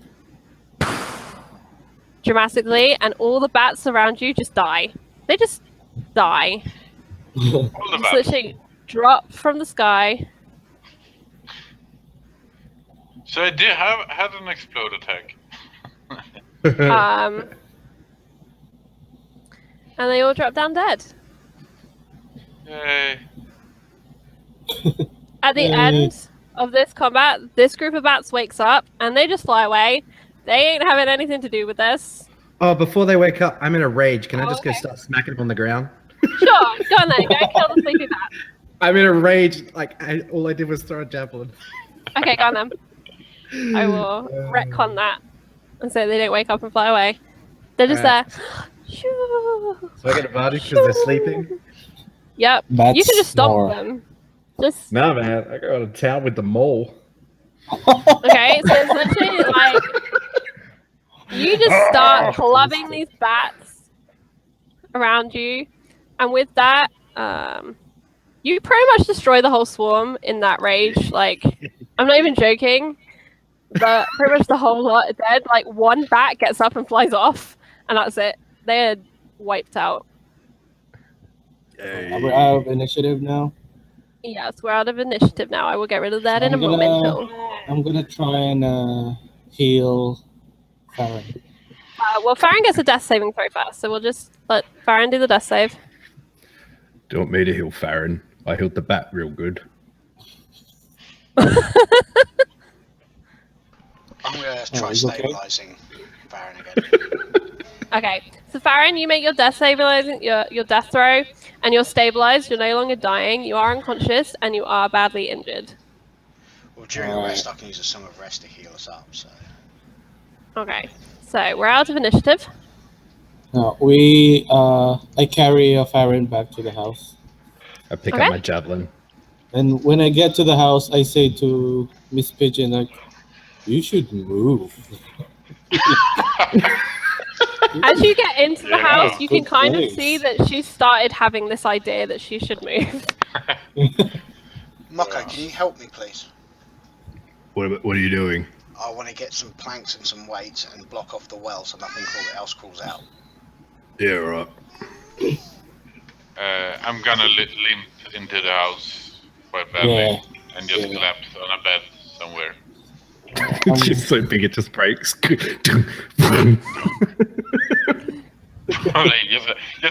The legs of the bed just. So yeah, I'm gonna help. The mattress on the floor. I'll help Rocco board up the well as Okay. best as we can. So you start boarding up the well. Oh, Once that- as I'm going to the house, I drop my right sword and like gesture to my brother. Can you fix it after you're done with the well? Oh, I need to talk to you after anyway. So yeah, Yeah. just once I'm done, we'll talk. I'll fix it. But I need to never ask mind. you So some I questions. pick up the sword. So I take Farron back inside and try and You're stabilize. muted now. I mean, It'll take me a minute to fix it. Brand new. Do you know what? Both of his swords are broken. So there you go. Yeah, that made it look good too. Yeah, both of his swords are broken. So I guess you and I could probably go to town on Well, both if I of them. take the worst one, because mine's magical. Yeah, and I'll just take the one that's not as badly broken. But yeah, But yeah, once I wanna the come- well's capped, I'm going to cast Mending on the sword. oh, you can do that? Yeah. Fantastic. Yeah. Once Why I do get a you think moment, picked I'd the like to. spell? I'd like to pull my brother aside, to somewhere private. Yeah. We'll go to the blacksmith's place again. Go That's back to the private. blacksmith. Yeah, that's private. How much gold do we have? Oh, 220. Right. Should we What? try and convince the pigeon lady to move out, but then act generous and like offer to buy it at a really cheap rate and say we'll look after it for her, but we get like cheap land and it's ours? You want this shitty place? Why you Well, we've want this killed shit- everything. We've killed everything here. Or should we just tell her, you're clever, we just tell her to move out, we don't even pay her. You're smart. Yeah. You're We could smart. just ask if he should move. This place is dangerous. You should give the land To us. to us. Yeah, she'll give it to Chuck it me. in. She likes me. Well, Yeah. she did. I did just yell at her twice, a bit aggressively. Oh, But it was for her own safety. I was afraid she was either going to set us on Yes, it fire. was for our own safety. I would have done the Most same. likely herself. I would have done the same. One more I say, thing. come on, let's check up on Pretty No. Boy. Do you know the other thing? One more thing. You always Oh, asked me to kind of vent to you. Uh-huh. I was in a rage, and I was lucky there was bats on the ground, because that man, woman, elf human stabbed me. And if there were no bats there for me to smush, my rage could have gone real south, and my maul could have come down on his head. Oh, well, And I know you asked me after the war, because we went through all that dark shit, and I got a bit crazy. You asked me to tell you when I got these feelings and urges, and I'm not gonna lie, there's lucky there were sleeping bats there. yeah. Well, next I did time. good though. I did good though, didn't I? Yes, you did. You did. You did very good. Don't hit the ones who are paying us because we need the money. Yeah, I know. That's why I Yeah. hit the bats. Ah, I'm proud of you.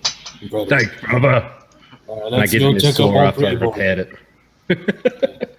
Not so pretty anymore. Yeah. Ghoul God face. like us.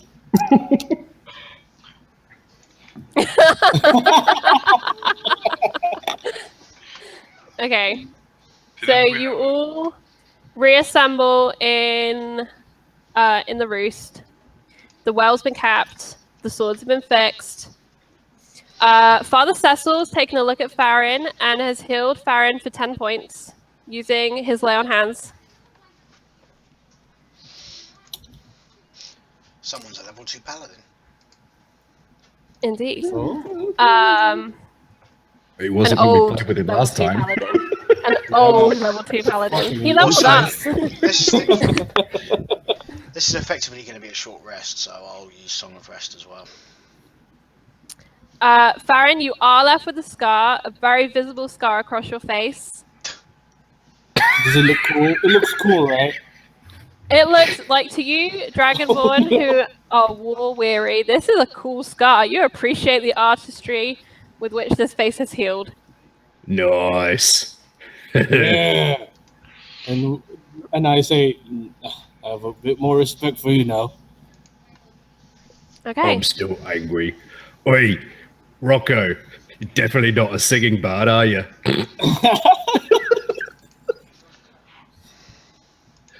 And I say, you should probably say sorry to Moko. He really didn't like you attacking him. Oh, there you go. He says he's sorry. He's a mind reader. I go up to Wymir. I'm like, dude, that fire orb, bad ass. Yeah. I'm also going to go and get my... There you go. He turns into a Exactly, dragonborn. You know it was a spell, right? Not. What? Never mind. Yeah. Yes. Badass. I'm going to go and get my Yes. coin back from Moko. Okay. It's broken, Rocco. It just channels Timora's will. Tomorrow doesn't like bats then, and I give it back to him. That might be the case. Did I do the wrong thing breaking its neck? I think he did the right thing considering the pain it would have been in otherwise. Gito says it would have done. It would have died anyway. Oh, One You made win, it quick. no chance. well, that's what we did in battle. Put them out of their misery. Yeah. Okay, so healed up, rested. It's approaching kind of early afternoon now. And your stay in 1 Mile Hamlet has been about a day longer than you'd expected. And more fulfilling. Well, I'm completely out of spells. Yeah. And we have a long rest. Same. Long What's rest, yeah. happening right now is Mary Pigeon, with the help of still semi-injured Cecil, are actually rigging together a cart. Big enough for the entire party to ride in. Woo! Ah, Cecil Yeah. has gone to the fields out the back and he's brought in an old nag who kind of gets on with Minion. I'm saying Minion could probably do it faster. yeah. And basically, Cecil and Mary take the two Dragonborn aside and say, we'd like to give you this cart because we know you're on a journey and thank you for helping us here. We actually have. We wanted to talk to you. Oh, you did? Yeah, You should- I'm sorry for yelling at you. Firstly, I was just worried about you, and I Yeah, give her like a good really intentions. awkward pat on her head. Oh, aren't you lovely? So No. She beams at you, utterly in love. and anyway, this is not a good place. You probably like this place, but you should move. Leave this It place to us. This place, it's not worth it. Go to It's the not city. safe. Go to the city. Cecil and Mary kind of give each other looks. And Cecil turns and said, We've been discussing this, and after you guys get on the road, we're going to take our time to pack up our things, and we agree. We think we're done here in 1 Mile Hamlet. There's nothing here for us anymore. Why not come with us then? We'll Oh, we separate can when do we that. get to the city. Yeah, No, because if no. you come across another big goat, you're gonna die. Because that old Yeah. guy. At least you'll have protection if you're with us. Oh, I'll be fine. She holds up her Molotov and she goes, "It's all right. We're just going down the road to Ballydoon." Can I And her accent shifted yet again. It's not like you questioning when her accent changes. can I persuade her to come with us so they'll be safe since they've done so much for us?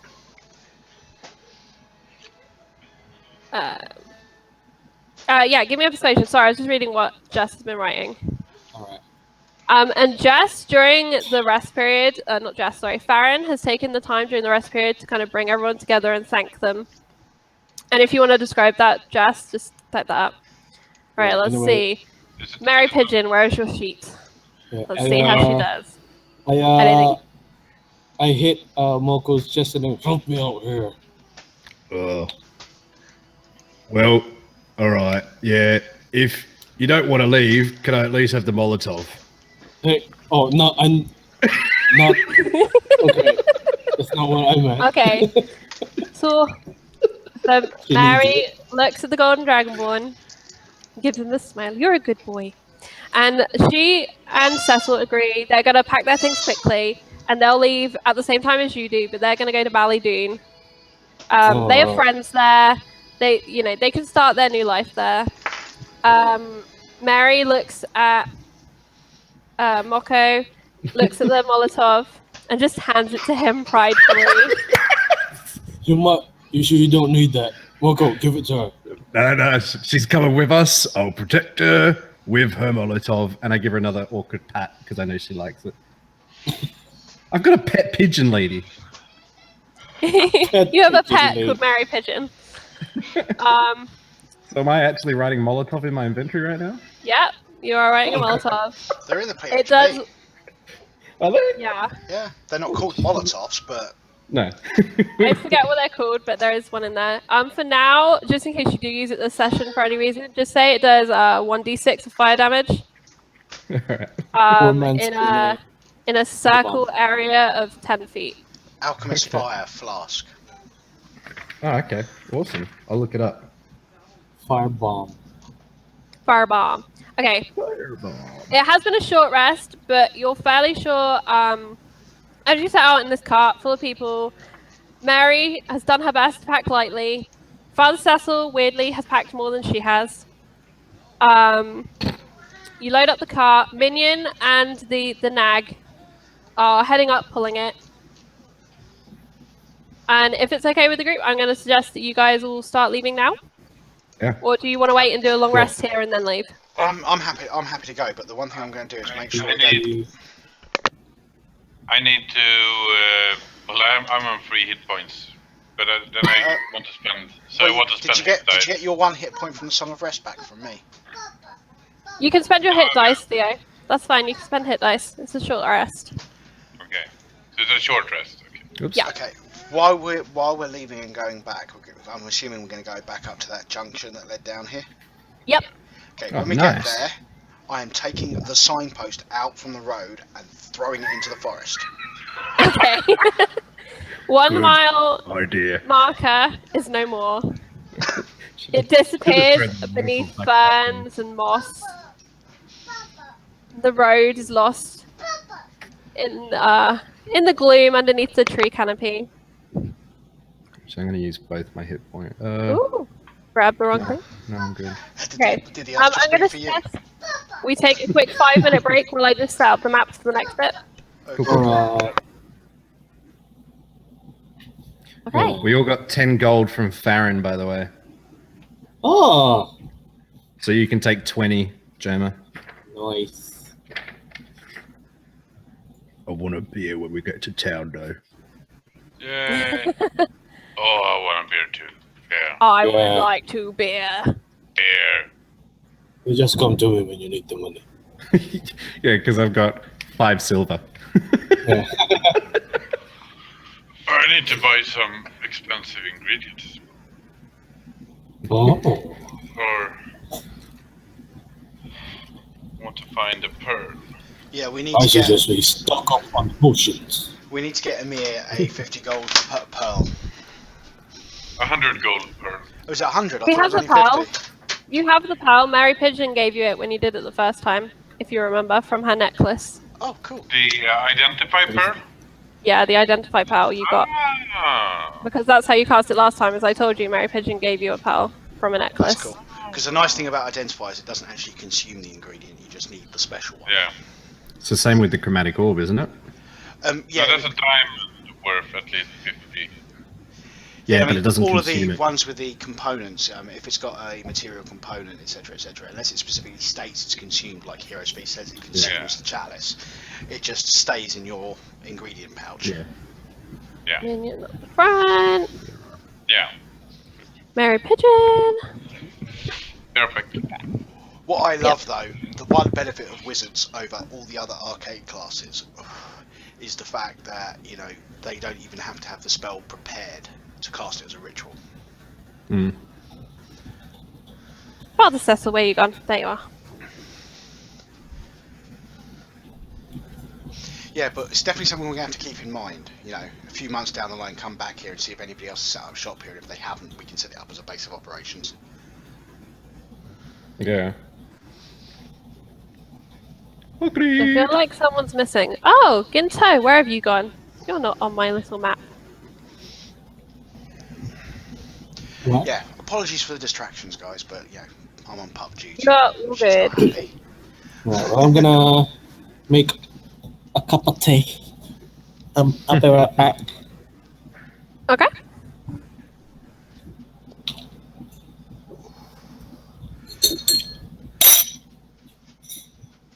Very loud He's cup gonna of tea. Yeah, he's going to make a cup of tea loudly. And he's inviting us all to have some. Although I still think I've probably had the more obscure background noises.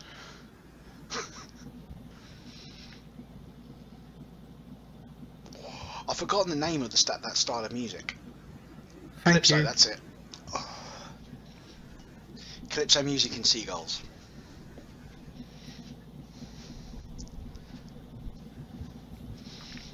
So are we all just sitting on this cart bumping along the road now? Okay, yeah. So basically, what's happened is you've taken the car up to the road, and you're back on that wider forest market route. Yeah. And you're basically just cruising along, healing and resting. And it's a lovely afternoon. Mary's kind of casually doling out sandwiches now and again. I shall play the Father harmonica. Cecil's sat reading a book. Can I get a small? Do I even have a dagger? I don't actually have a dagger. Has anyone got a dagger? Farron would have one. Farron? Oh, yeah. Why I don't borrow. you use the broken sword blade thing that you picked up?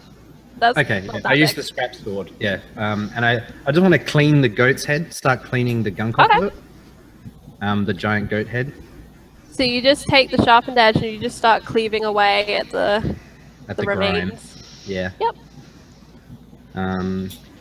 Oh, the scrap value, by the way, is about 3 gold on Of the the metal? various.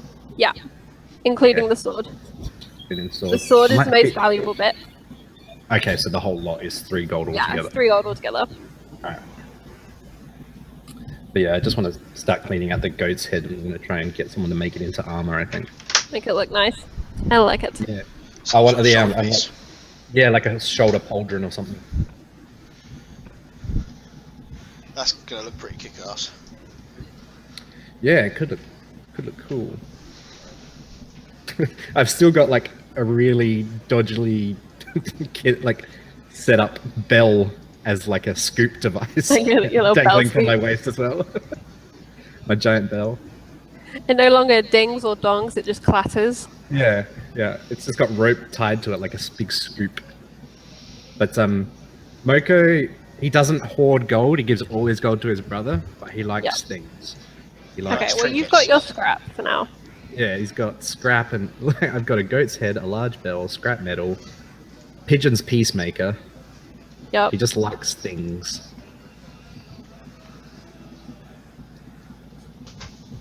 Okay. When everyone's back, we can get going. I'm just gonna move you guys out to your road. Shoop.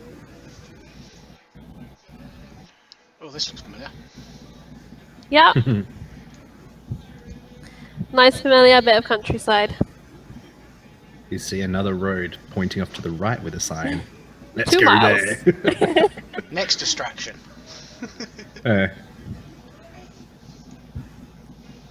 As you're on the road, I'm imagining you've explained a little bit more to Mary and Cecil what you're doing, because they would have asked.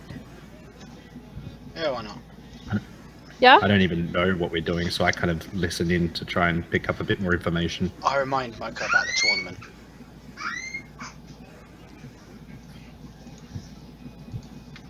Okay.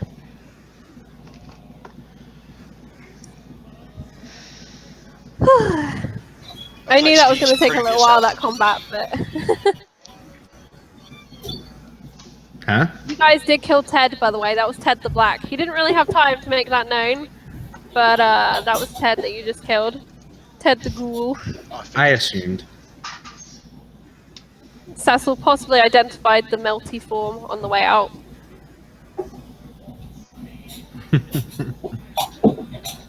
Buried him under the petunias.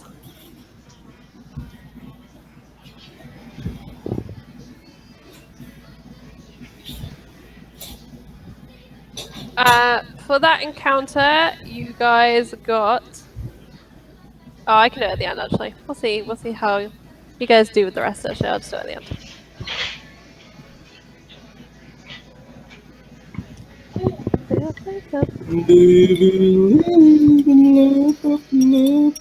I believe.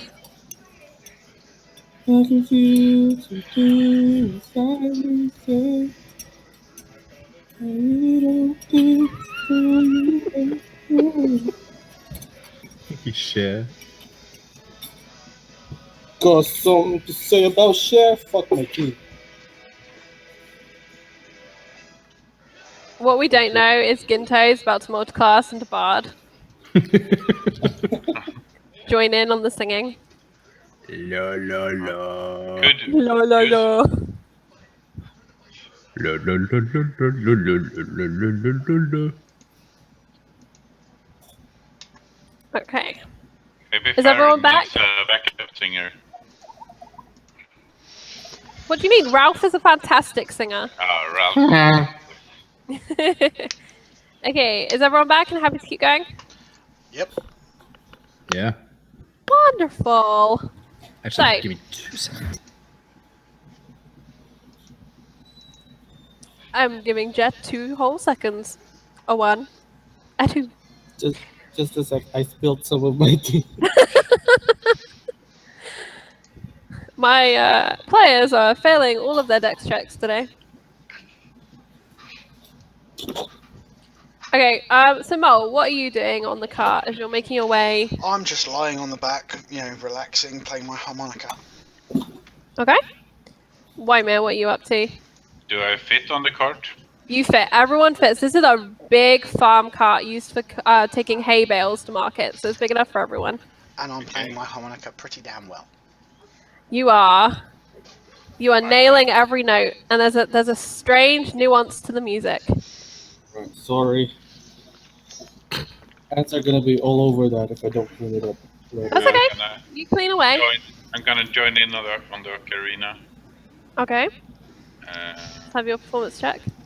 Father Cecil at the front is just bopping his head as he guides the 2 horses down the road. I shall take a brief pause, look at Farron and go, don't sing. Carry on.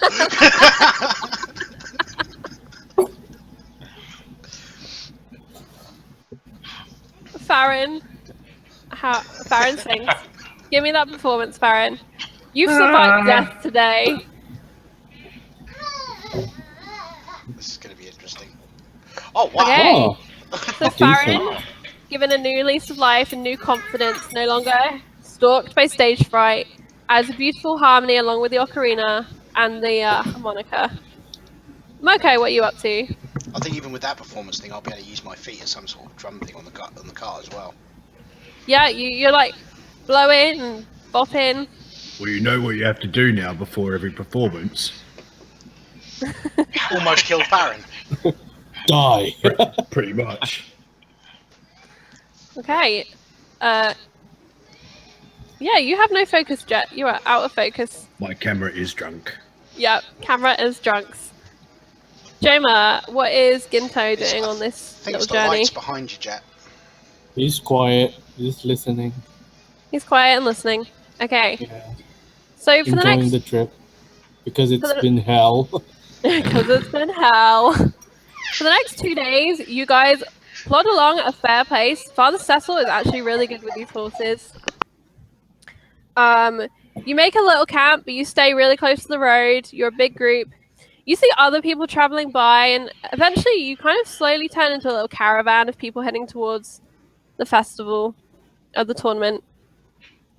And at the end of the 3rd day of travel, just before the sun sets, it's just starting to head towards that. All right, so we've all healed up then. Yep, you've all healed. You've all had a long rest, all 3. No, 2. And it's getting towards the end of the 3rd day. You've made up a fair amount of time because of the pace you've made. And as the sun's setting and it's kind of coming towards that, rather before the sun sets, kind of coming towards that weird light. Overhead, there's a strange object that keeps ducking and diving out of the clouds. It's large. Give me a perception. Anyone? Everyone. Anyone who's interested. I see everything. I see everything. I Okay. see nothing. So, Still Moko, clean. you're busy tucking into dinner. It's dinner time for you. Mary's, doling out the norms. You're just waiting to set up camp. You're not really paying attention. You kind of notice it, but it doesn't really bother you. You've seen weird things. I'm just too busy playing. Sorry, what was that, Mo? I'm just too busy playing harmonica. Yeah, you're busy jamming out. You're playing the best stuff you've played in your entire life. You're writing a whole new album. Ginto, let's start with Weimer actually. So Weimer, you look up and this is a giant canvas orb, and beneath it appears to be a giant box, and that's what you make out. Occasionally you hear a strange roaring sound coming from it. Up in the sky. Farron, yes, up in the sky. Farron and Ginto, you recognize this. Ginto from the war with the dwarves, where they helped out, and Farron, in your experiences before you came to live with your father, you recognize this as a hot air balloon. And Ginto, you recognize this hot air balloon is not flying very well. The basket seems to be swinging, the fire is not keeping it aloft, and it's ducking closer and closer to the tree line. I go, I point at it, and it looks like it's about to fall. And I say, Moko, come with me. Oh, for fuck's sake. And then we head to where we think it's going to land. Okay. Because it looks like it's going to land, right? Yeah, Or it's it gonna looks like hit it's some about to trees. come down. Yeah, okay. I'm gonna send up Ralph closer. Yeah, good idea.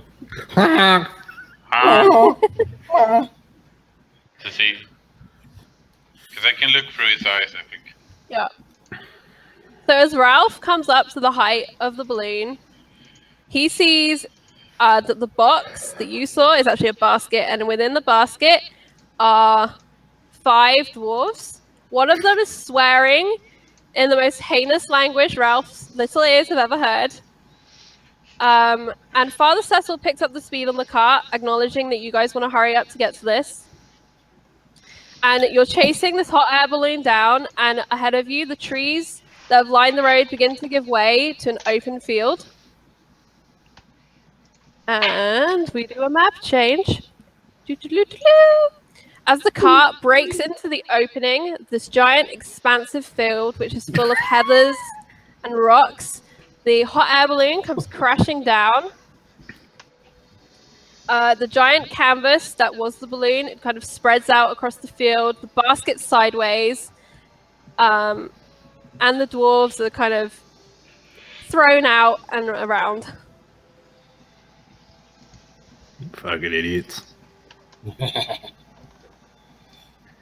Okay, I go out and greet them and I ask if they're okay. I walk up with my brother. Because we have a good relationship with dwarves, so Yeah, we like dwarves. Okay, so there's the loudest of the dwarves is already up on his feet, and he is kicking this wicker basket to high hell. The rage is emanating from him. His face is red. This is the last time I take this bloody balloon anywhere. I don't care what the High King says, what the Low King says. I am done with this tradition. And he's just ranting. And in between, you hear dwarven swear words that those of you that speak Dwarvish understand. That those of you that don't speak Dwarvish, you get the idea. Did we pick up a bit of dwarvish in our time? Yes, you probably know. You're probably familiar with these words. No. These are probably the few that you did pick up if you don't actually speak fluent Dwarven. Nope. Around him, the other dwarves, a couple of them are dazed and just kind of trying to pick themselves up, but 2 of them are really alert, and they come forwards to bar your way to this dwarf that's raging and kicking holes in the basket and generally unhappy. yeah, I woke up and what seems to be the problem? You guys okay? You saw your balloon. Didn't Stop! look good. In the name of the Low King! Fellow's one of them. Alright, soldier. Settle down, dwarf. Settle down. Announce yourselves! My Ginto. name is Bloco T. We're the guys that This didn't is my crash. brother. We're Ginto. Aerosmith. They're Aerosmith. We say our former ranks to them. Yeah, I can't remember what it was, but yeah, we talk about our ranks and how we fall besides dwarf. Okay, so one We is cut in Us peace. Darastrix and one is Biff Darastrix, is that correct? Yeah, I'm Yeah. with he's I an have us. this. Okay, so the 2 dwarves kind of acknowledge the 2 dragonborn and give a nod and kind of stow their weapons. They still have them in their hands, but they're less aggressive.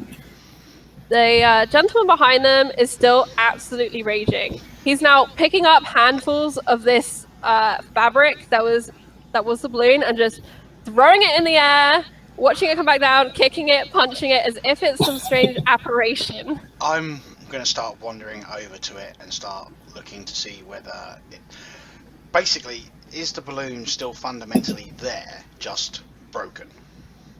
Okay. Give me an investigation. We'll see how much you know about balloons, hot air balloons. And Farron, if you Not a give lot. me a investigation also, please. We ask her what's happening.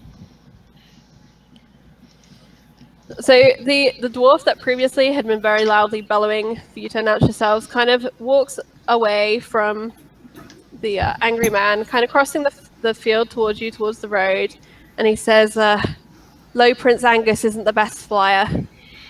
We've crashed nearly every year, Oh, but the king insists what's this for? Is it we're for going to the joust, of course." Yeah, the joust. Yeah. I figured. Then, so this isn't the first time this happened. He shakes his head and kind of rubs the bruises and the grazes. Yeah. It's a stupid tradition, if you ask me. And But what were you supposed to do anyway? Well, the Spires and Sovereign, they came up with this great idea to gift us a hot air balloon from their tinkers. And it's been the tradition for the last 48 years that the Low King or his representative, he looks at Low Prince Angus, flies to the joust in the hot air balloon. Farron, looking at the hot air balloon, you recognize that the gold of the material and the black symbol on it are actually the house standard for the king of the dwarves. I need to find that bit of paper. So it's a golden color with a black helmet on, and that is the sigil for the House of Albenrith, who are the ruling family of the dwarves. And on hearing the name Prince Angus, you know this is the Low King's husband, who is kind of in charge of all the dwarfish war matters. Mole, or rather Rocco, looking at this, from what you can tell, things seem to be okay. It's just that it's collided with the ground. Prince Angus has put a fair hole in the side of the basket, but you can't really see much about it beyond that. Okay, I'm going to turn to the dwarves and say, okay, just tell me what's supposed to go where. And You're a tinker? No, but I can fix things. Okay. Mending. Basically, when they tell me how to fix it, I'll start casting mending in the appropriate fashion. Yeah. Anyway, Okay.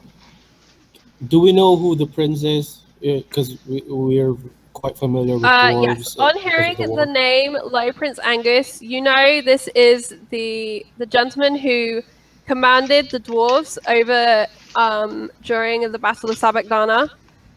To come help. To come help. He actually did arrive for one of the battles. So he's fairly well known, and his rage is even more well known. He is the slaughterer of enemies. So yeah, we go, yeah. We've seen him in battle. Quite a temper, that one. And then, I have so much respect for him. He is the best. Something? I don't think he'll notice if we bow or anything. I don't think he's one for bowing. Yeah, I mean, should we just stay? No, we'll stay here. Wait, Prince! I yell out his name. Angus looks like, what the fuck do you want? You're a He's fucking just not legend. in the mood for talking. He goes, yeah, and then he goes back to beating up the hot air balloon. I look at my brother and smile. Us angry type, we know. So with Rocco's help, they managed to right the basket and repair the hole that Prince Angus left.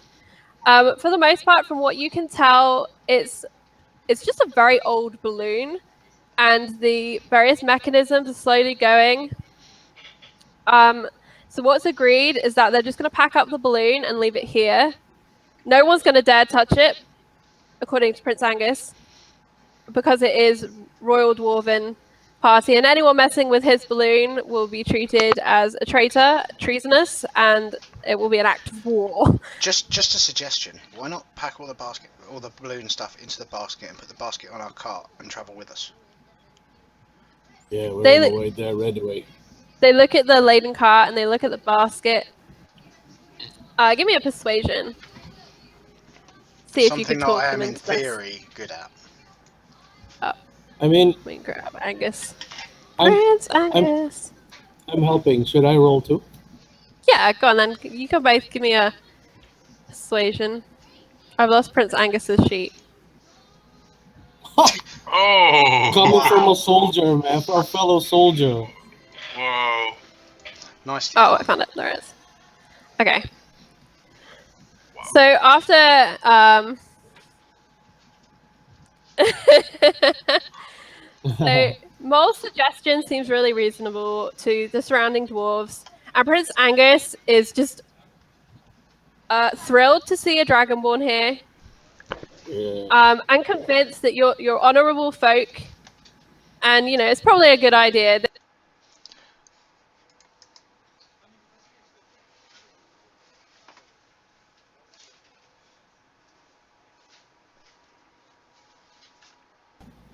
This Well, is that was a all it's mistake. okay. Ballydoon's just up the road anyway.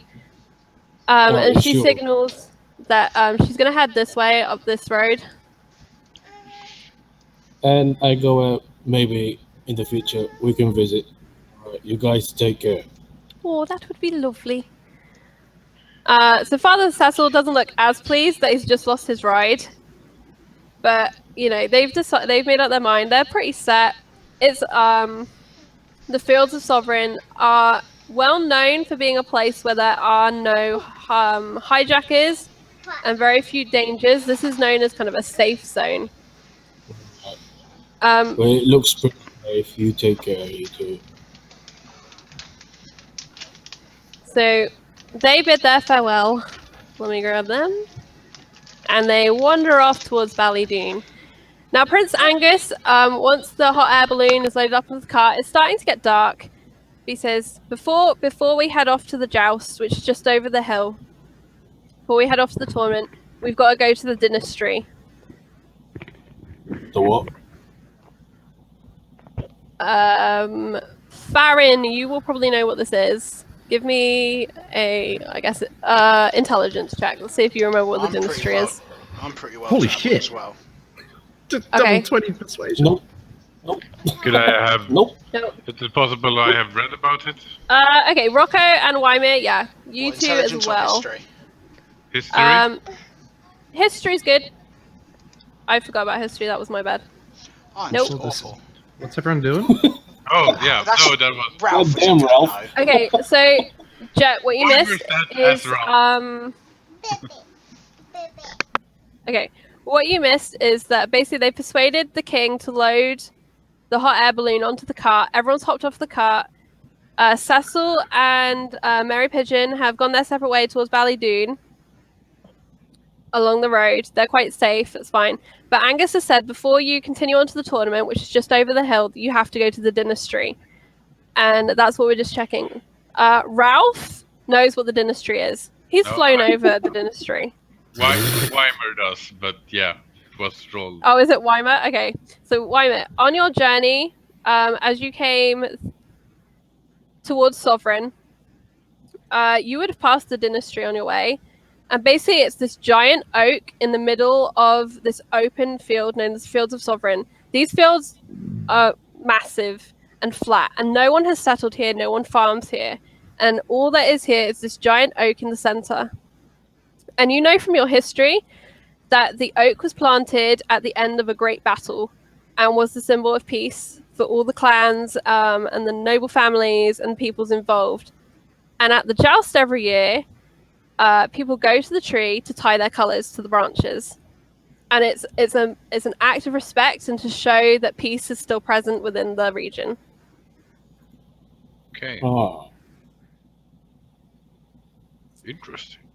So Prince Angus is going to lead the way across the field. You're welcome to follow if you'd like. Yeah, we'll follow. The dragons Yeah. will follow. Yeah.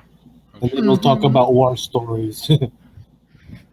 Fuck it, I love dwarves. So. We'll start conveying all of this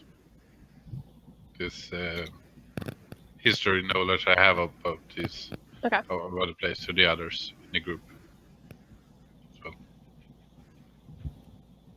Farron, as you hear the story, you remember old lessons of history. And as you get closer to the tree, you actually see fluttering in the branches tiny pieces of material in a variety of different colors. Angus, you can. Angus reaches into his pouch and he pulls out a strip of golden fabric, and this is proper golden silk fabric. This is expensive. And he reaches up to the lowest branch that he can reach, and he ties it on. And he says a dwarven, like a dwarven quote, an inspirational dwarven quote about never leaving a brother behind in battle. And you can see that he's visibly touched by this. This is very personal to him. The other dwarves stay well back. They leave him to have his moment. I'm just going to move them a sec. Move them around. I've lost one, but that's okay. Right. So yeah, what would you guys like to do with the tree? Burn it down. No, no. What's the tree about again? It's The tree is a really old oak that was planted to symbolize the end of battle. And every year, every time the tournament happens, which is every 4 years, people come and tie their colors to show that they're still kind of united, and there will be no bloodshed on the Sovereign Plains. And we in heard battle. the quote, right? The dwarven quote. Yeah, you would have heard the dwarven quote. Yeah, we say it too, just out of respect, because we know the quote. Yeah. Because, you know. Okay. I'm going to take one of my Yeah, don't do that. coins with Timora's visage on it and place it amongst all the various things that have been tied there. Okay. And Farron, you've taken, I guess, a personal item. Yeah. So you've taken out this, I guess it'd probably be like a handkerchief, something like that, and you've tied that onto the tree. Wymir, would you like to do anything? No, I'll just stand by and watch the ritual. Study it. Okay. And you say, interesting. Mumbling to myself. Moko? Ginto? Yeah, we're paying No, our Mokatu, respects. sorry. We don't Yeah, have you're paying anything to put on the tree, but yeah, we're paying our respects. Okay. We're not And once warriors. the prince is done with his, each of the other dwarves pull out their golden sashes and again attach it on. You already see there are a number of golden sashes here. There are also sashes in sky blue, silver, red, navy blue, purple, black, and there's golden sashes too with a white stripe on them. Oh, And they all kind of flutter in the breeze. didn't we encounter something with an elves or something with those colors? You did. So you recognize the purple and the white sashes as the exact same tones as you saw on the banners of the elves that rushed past you. Oh, figured. Farron, make an investigation check.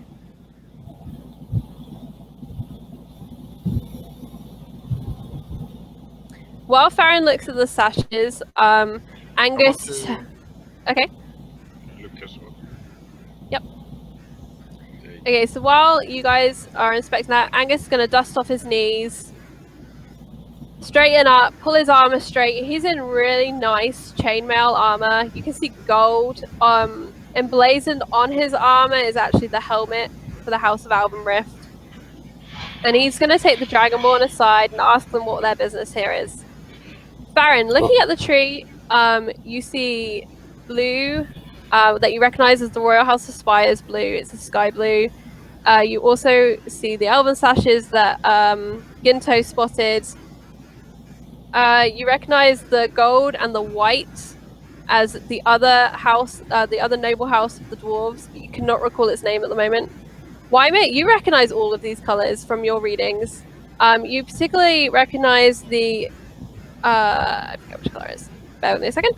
The dark purple that you see you recognize as being for the house of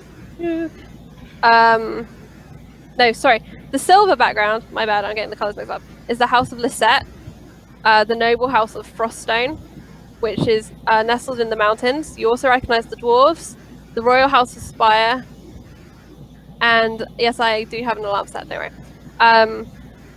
And you slowly start picking out all of the noble houses, and I will send you the document which has the colors so that you can have those names and colors for later. Okay, And, so did the prince ask me something? yeah, the prince asked you what your business was at the tournament. He's assumed that that's where you're going also. Yes, we're going to the tournament, my lord. Where we got summons. Not really sure. Under You should what probably house? ask Scary McFace there. He knows more. But I just want to say, if it wasn't for you, many of my brothers would be lost. You have my utmost respect, sir. I was in Sabakdana. He gives you an appreciative nod. And he reaches out his hand up as high as he can, and it doesn't quite hit your shoulder. He's fairly short, even for a dwarf. But he's stout and he's built, and he pats you, and he just says, "Brother." Yes, Lord. And I call on Scary McFace. Scary McFace. Yeah. He turns to Farron, who you've indicated, and he asks, "For what house will you fight?"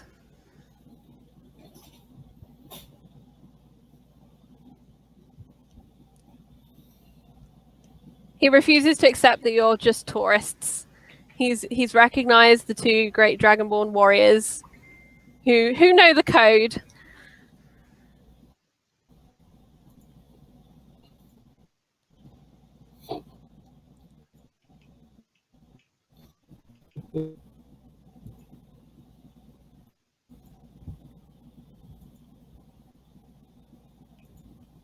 Does anyone remember who summoned you to the tournament? I can't hear you, Mo. I mean, look left at that the to scroll. I'm not planning to fight, remember? So I couldn't read it at all. So no. Farron, would you like to pull out the letter and check the name? Yeah. Pull out the letter. Okay, so Farron pulls out the scroll. It's been a long week, so it's okay that you've forgotten. And at the bottom is the name Anita Fletch. And it says Royal Weaponsmith underneath.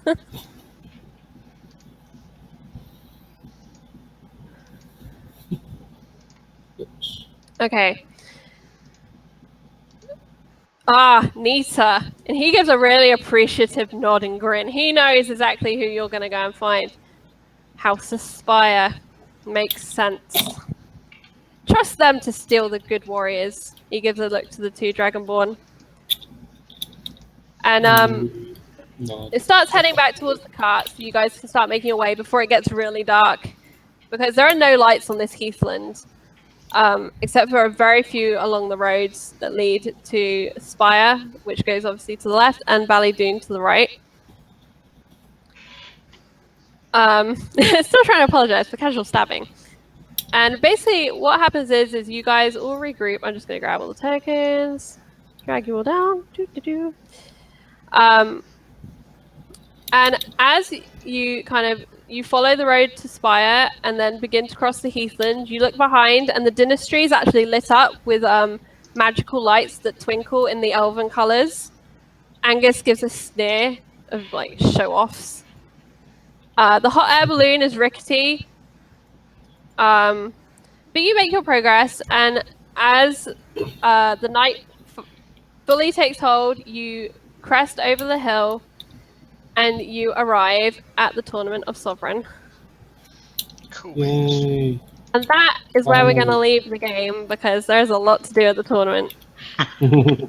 Alright. Yay! Finally! But what will happen is Angus will kind of point you towards where you can set up your camp. There's There's like a ring of tents and things outlying the tournament, and then as you get in, there are bigger marquees, some makeshift structures. You can smell food.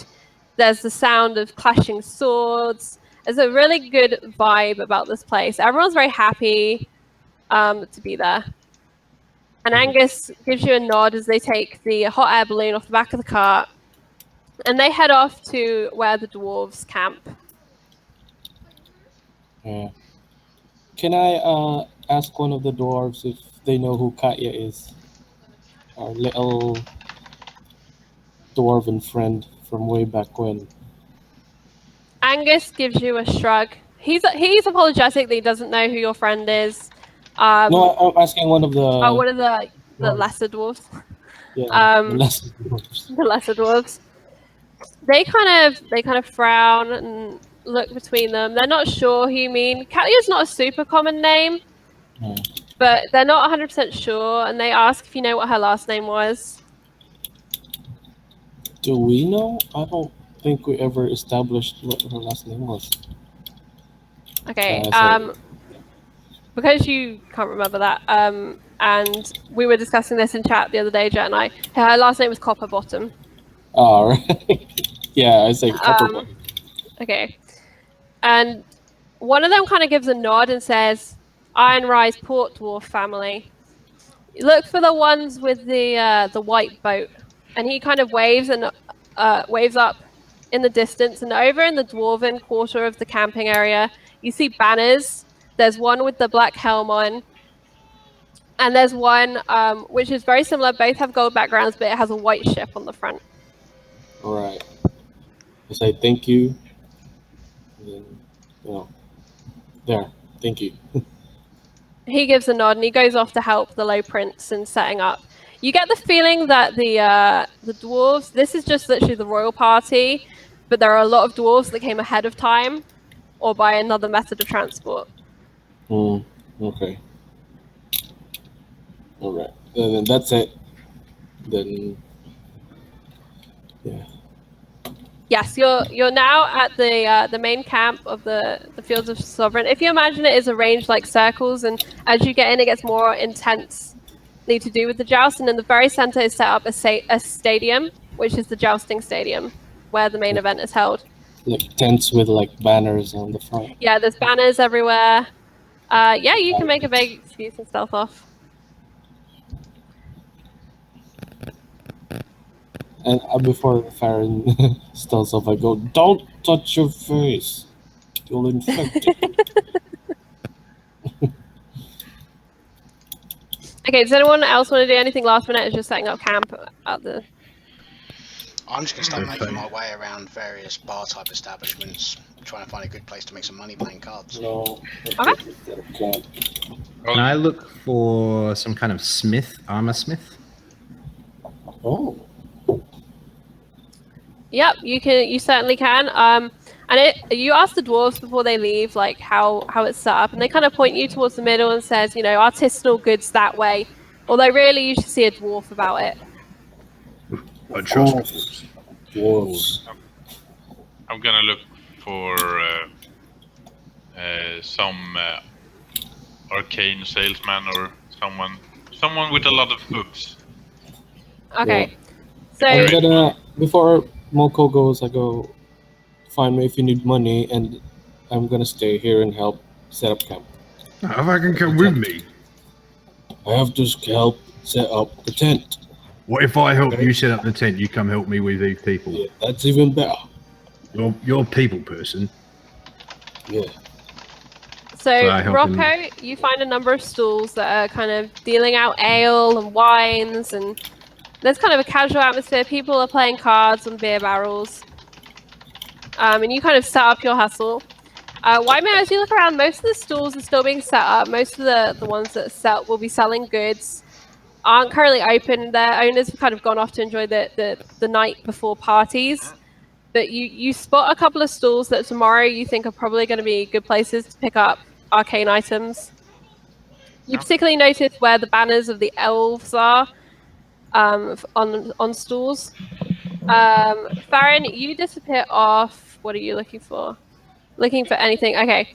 You see near a grand tent, which is the royal tent of Spire. Outside is a banner with a 3-headed griffin on.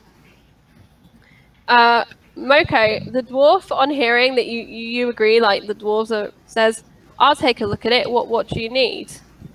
I want to make it like armor on my shoulder. The goat. The goat head. Goat head. Or the He goat. kind of looks. Well, it's a at you, giant's goat head. Yeah, it is a giant goat head. He looks at you. He looks at the skull. He looks at your armor, and he gives you a nod. He says, "Leave him with me, and I'll have it for you by the morning. Can't have a fellow soldier march into tournament looking unkempt." Cheers, buddy. How much, mate? On the house, you helps the low prince. Oh, nah, come on. Tell you what, you bring me some ale in the morning, and we'll be all right. That's a Done plan. and done. All right. You hear a Thank cheer from the rest of the dwarves at the idea of ale in the morning. Yeah. Can I ask my brother to come help me find a place to buy a full barrel of ale? Yeah. I come with him to find. So we can pay and we'll feast with the dwarves in the morning.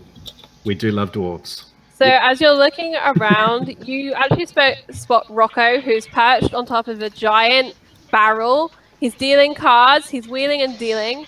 Do you want to give me a roll, Mole? Let's see how well you're doing. What do we decide for your cards? Just give me a cards roll. We'll see how well you're playing. Probably. Well, that's the thing. It depends whether I'm playing straight or whether I'm cheating. Well, that's up to you. Just give me a roll. You decide what you're up to. You tell me what Rocco's up to. That'll be a 20. Okay. He's Wow. cheating. So as you pass, you Cheating. see Rocco lay down the best hand you've seen in your entire life. Oh, no, that's too obvious. You play, How has he got you play- 5 aces? You play the hand, which is just good enough to win. Okay, so he plays this hand, and the guys around the table give a nod of appreciation of a good play, and they slide over a little bag of coins towards Rocco. Do we see him? You don't see him. Well, make a perception. We'll see if you see him cheating. Me too. No. I just wanted to see if we saw Rocco Oh yeah, winning. no, you see Rocco. You can see him winning. He's sat on top of a giant ale barrel Rocco, at the table. how do you always win? I just don't get it. You've never lost at cards. I pull out the little coin of Tomura I keep around my neck, and Tomura's on my side. Goddess of luck. Oh, magic. This guy. Okay. I'm gonna get rid of those coins. So looking around you, you're basically in what's like the food district of the tournament. Yes, you can. I will come back to you, Farron. You're in the food district, so there are people selling artisanal wines, there's ales, there's great big vats of boiling food. Yeah, we ask for the best dwarven ale. They have a barrel of the best dwarven ale. Okay, so a lot of the sellers kind of look amongst them. A few of them look kind of offended that you're asking for dwarven ale when they're humans and they make perfectly good ale. But eventually you get pointed in the direction and you can head off that way. Yep. Farron, give me an investigation. You've kind of slunk off to a slightly different area. Let's see if you can figure out where they're going to be.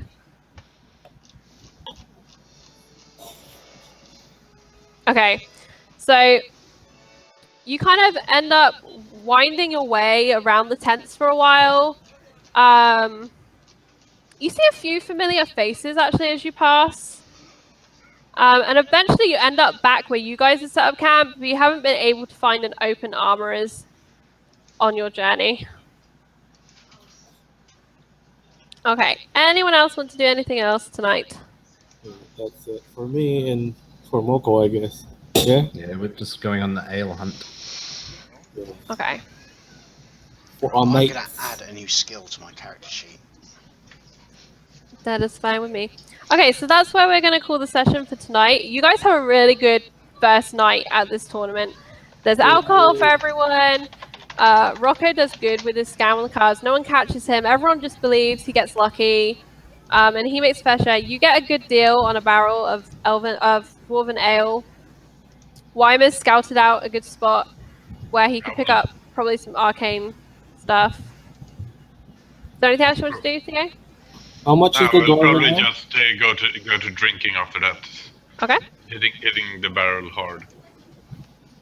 The barrel is going to cost you 20 gold. They do you a special rate because they recognize your insignia Yeah. on... Yeah. So I paid the 20 gold. Nah, I give 25. Okay. Can we So get if you 2 just- barrels? For 25 gold, the No. dwarf kind of laughs at you. No. As in, can we get a second barrel? Like, purchase another barrel? The dwarf gives a nod and just rolls it out. It's the start of the tournament. At the moment, alcohol is everywhere. He's happy to be making a sale. And, you know, he recognizes your rank. Because I think we had 25 worth of fool's gold, if I'm not mistaken. I think you did.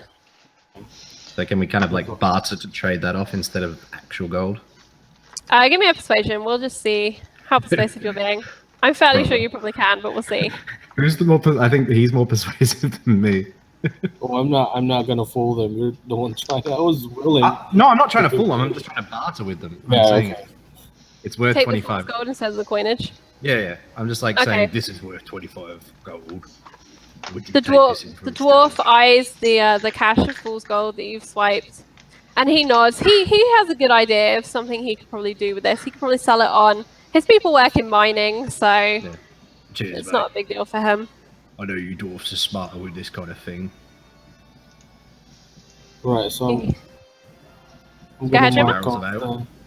I'm gonna mark off the tons of fool's gold and how much I gave Another away. 25. Another 20. Yep.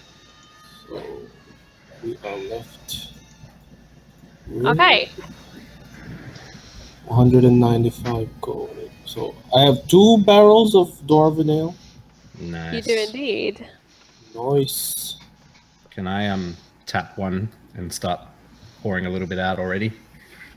You can do whatever you like. It's your ale. Yeah. So yeah, I just pop one of them open, and are they like one of those small barrels that you can kind of carry under an arm type of? Yeah, they're like situation? little kegs. Yeah. So I just start Quite drinking fast. straight from one of them as we're walking along. Just put my big dragon paw mitts around it and just start drinking like it's a big, like Sam Regal with his big mug, just lifting it up, and then I give it to my brother and I take the barrel that he's carrying off him, so then he can take a few drinks as well. Don't drink that one. We're giving it to the dwarves. I know. All right. So yeah, that's our night. Just keep it away from the tall fella. He drinks all the shit. Yeah.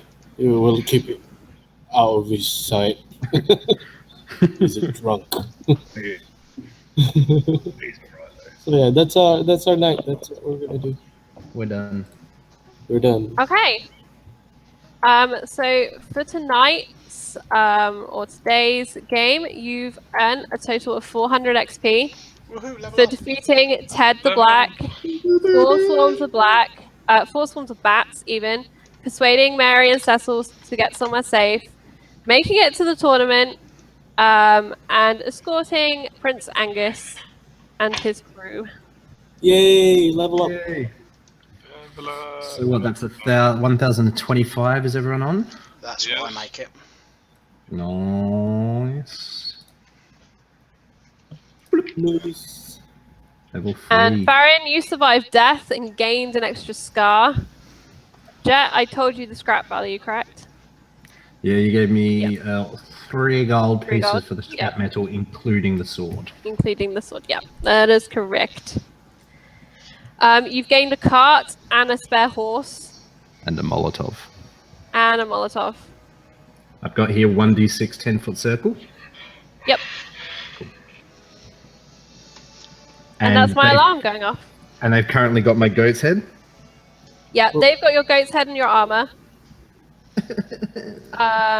And you've been promised it back in the morning. If everyone can try and make sure they level up kind of at the nearest convenience because I need to do some fine tuning of things, and I need to know what Yeah. you guys can do. Easy. Yeah. Make sure I don't kill you again. I don't seem to be able to Or- change the Make it too easy. the max level of or the next experience points. Hang on, I have got that printed out on a sheet. Let me check.